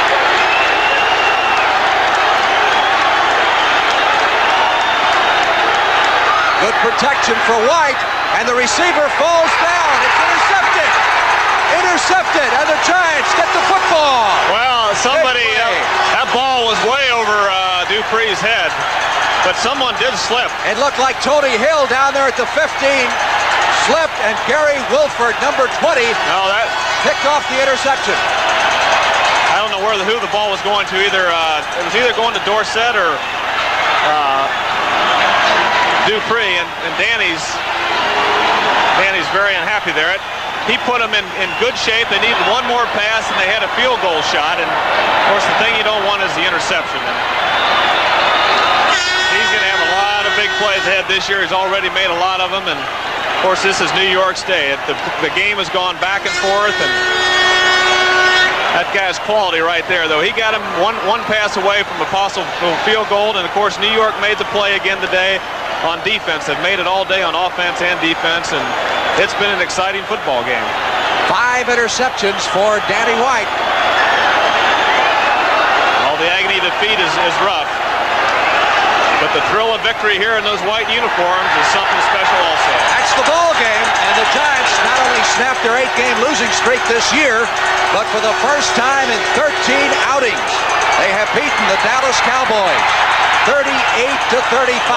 Phil Simms is in the middle of that field. He's being congratulated by some Cowboy players and some his own teammates. He ought to be congratulated by everybody. He had a great day, along with Freedy making big catches. He was 18-33.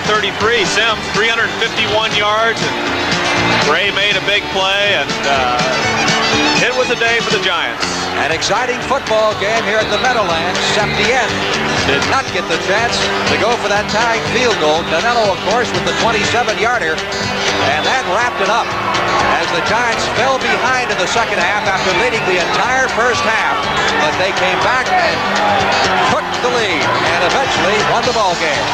For Roger Staubach, Mike Lieber saying so long from Giant Stadium in East Rutherford, New Jersey. Back live in New York, I'm Brent Musburger and Irv Cross. And for Cowboy fans, the Eagles trail the Saints 7-0. Archie Manning strikes first in that game. But would you believe the giant Cowboy game? Irv Cross, Danny White had a tough afternoon. Real tough day. He only came into this game having thrown 9 interceptions for the whole year. Had a bunch of them today. There's a touchdown for the Giants, the tackle-eligible play. Boy, this is a pretty play, isn't it? They set the screen in the middle for Ron Springs, and the former Buckeye just bolts down the middle.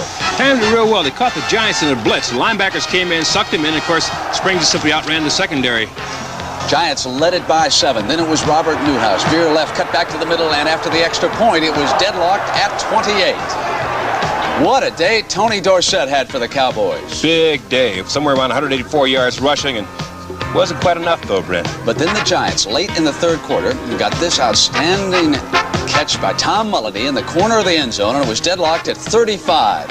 And then they went to the flea flicker, and Sims is going to go to Freedy. What a play. Remember, it's a downpour there at the Meadowlands. Wet ball, great catch.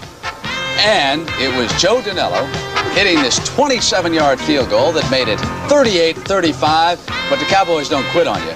And the receiver slipped, according to Roger Staubach, and it was intercepted, making it 5 for the afternoon, and the Cowboys couldn't believe it. 38-35, the Giants over the Cowboys, and now the Dallas record is 7-3. The Giants are 2-8. Elsewhere, final score now. Chicago shoots down Washington. 35-21. What a race in the NFC Central right now, as it appears as though the Lions are going to lose for the 4th time this year. The world champion Steelers won, but just barely, by 3 over the Buccaneers, 24-21, and Williams was rallying the Buccaneers all the way. Bradshaw went 23 yards to Swan in that game. Doug Williams had 2 touchdown passes, 26 yards to House and 8 yards to Bell. And San Francisco has just fallen behind the Green Bay Packers. The 49ers struck first, dominated the first half, but then the Packers came right back. They kicked the extra point. It is now 20-13 in the third. And Cleveland 28, Baltimore 13. Charles White has scored twice for the Browns on 5-yard runs. Sipe 39 yards to Dave Logan in that game. And there it is. If Minnesota wins it, and it appears as though they will, their record will be 5-5 or a game behind. Tampa Bay 4-5-1, and now Chicago 4-6. St. Louis is going to give the Rams, hold on. The Atlanta Falcons have not yet quit. In the third, it is 27-20 as Bartkowski is rallying the Falcons in St. Louis. Buffalo and the Jets. Ferguson, a 6-yard scoring pass and a field goal. It is now 10-0 Buffalo over the Jets. Cincinnati and Oakland just underway, and the Bengals lead it by a field goal. Kansas City has a Lowry field goal from 42 yards, and they lead the Seahawks by 3. Seahawks can't win at home, can they? Denver and San Diego scoreless, but only in the first period. Meanwhile, Miami strikes first in Anaheim. Woodley goes to Tony Nathan. It is 7-0 Dolphins over the Rams. And here it is, New Orleans 7, Philadelphia nothing. Manning 24 yards to Williams in that game. We got a lot of highlights. Back with those as the NFL Today continues on CBS in just a moment.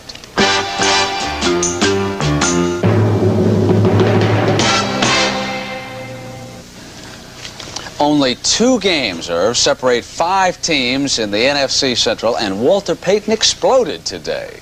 He was way overdue to have a big day, you know. We expected it, and we're happy to see it. Here we go early in the ball game. 51 yards. He'd only scored 1 touchdown on the season prior to that play. And now it's Vince Evans to James Scott. And what about this young Evans? Vince Evans is probably the strongest quarterback in football. He's a weightlifter. He has the ability to zap the ball just simply by flicking his wrist. There's touchdown number 1. Now watch him go to Walter Payton. 54-yard scoring play. It was 28-0 Chicago. In the second half, Joe Theismann finally got the skins rolling. The thing I liked about this play is that Theismann saw the pocket break down, and he just simply got out of there. Everybody looks for mobile quarterbacks. That's the reason why. Get something when nothing happens. They actually ran off 3 straight touchdowns, but it was too little too late. And Chicago beats Theismann and Ricky Thompson 35-21. Now take a look at the St. Louis Cardinals, and here's Jim Hart. Cowboy fans know him ever so well. Chris Cones, 38 yards and the touchdown. The Atlanta Falcons are really concerned about Hart's ability to pick apart their defense because they have young linebackers back there, and you see what happened to them. Oh, Pat Tilley, free, in for the score. It was 14-3, St. Louis. O.J. Anderson, a little halfback delay. 10-yard scoring play, but Bartkowski has rallied the Falcons. Here Kane taking a pitch out and getting in. And in the third, 27-20, Irv. The backs are really tough runners, Brett. They just don't give up. Bartkowski going up on top this time. Good throw. And Francis has got it 27 yards for the score. Now it is Minnesota. Tommy Kramer back at quarterback for the Vikes today. Hits Ted Brown. This is a 67-yard scoring play. How about a 10-yard pass completion, about a 57-yard run, right? A lot of speed. Here's an interception now by Gary Danielson passing. You have to believe that the internal problems are finally getting to the Lions. No doubt about it. You can't go into a championship season with internal problems. They've had players walk out of the camp in Detroit, and I'm sure that they're reassessing their situation now. They got to reassess their pass defense. Kramer to Ricky Young, 22 yards, touchdown. It is 27-0 in the fourth period. The Vikings over the Lions right now. Meanwhile, Scott DeBerg going to Solomon, and watch this combination, not once, but twice. Here comes one of the best catches of the year right here. All this takes is total concentration. The only thing you see here is the tip of the ball. And then it was Linville Elliott slipping in for the score. It was 13-0, 49ers, before Whitehurst rallied the Packers. He went to James Lofton for 20 yards. Turdell Middleton got in for the 1-yard line. And after that, Irv, it was Gary Ellis. And then, for the Buccaneers, it was the Steelers blocking that punt early on and recovering it. That put them up 10-0. Blanchard couldn't get it off. Then it was Doug Williams to Kevin House for 26 yards in the score. One day this young man's really going to come into his own. Have a pretty good day today. Sidney Thornton got the Steelers ahead, 17-7. And then Williams rallied the Buccaneers. Here he is to Jimmy Giles, wide open in the end zone, 12-yarder. That made it 17-14. Now watch this. It helps to be lucky, folks. Ricochet once, twice. There's Lynn Swan. How do you do? Touchdown for the Steelers. 24-14. Williams threw the swinger to Ricky Bell for 8 yards, but they still wound up losing it by 3 yards. Let's take you back up to the scoreboard now and get you up to date on everything that has gone on. We've got a lot of games in progress. And of course, many of you are interested in that contest right there. And I can tell you that Ron Jaworski has driven the Eagles down, and they are just now tied. That game is 7-all. Put it up there on the NFL Today board in a second. Miami, it was a Jaworski touchdown pass that did it. Miami leading the Rams 7-0 in the first. That one's very hard to believe. Denver and San Diego are scoreless. That game is in the first. San Diego figures to erupt at home. Kansas City leading Seattle by 3. The Seahawks cannot win at home. They're thinking of chartering a plane and flying it over the Kingdome with the players prior to kickoff. Cincinnati leading Oakland by a field goal, 3-0, but it is early.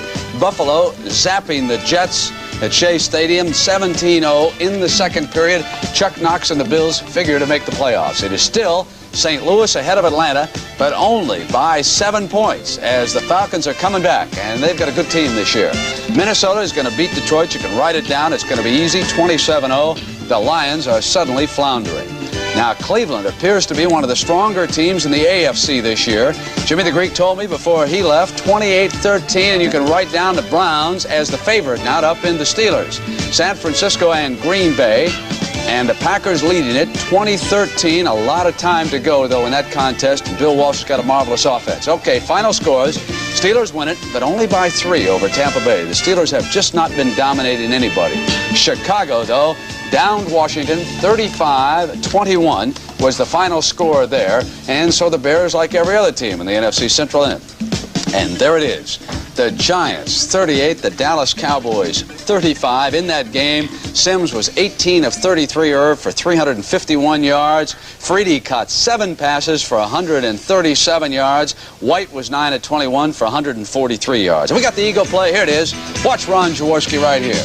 You know, Brent, the Eagles are really concerned about the New Orleans Saints. They hadn't won a ball game. They said they know darn well they're going to explode one day. Jaworski to Carmichael for a touchdown. That keeps his passing streak alive, buddy. I was just checking the schedule over here. The St. Louis Cardinals are at Dallas next week, and you got to figure the Cowboys are going to be a whole lot angry. You know, the Cowboys, that 1 4th-down play, they might have lost 2 in a row right now to the Cardinals and to the Giants. So for all of us here at CBS Sports, have a nice week, everybody. We'll see you next Sunday. And again, the Giants upset the Dallas Cowboys. The NFL Today is sponsored by Ford and your local Ford dealer, who invite you to test drive the new 1981 Ford cars and trucks. Light beer, everything you always wanted in a beer and less. And by Owens Corning Fiberglass Corporation, makers of Owens Corning's pink fiberglass insulation. The NFL on CBS is a presentation of CBS Sports.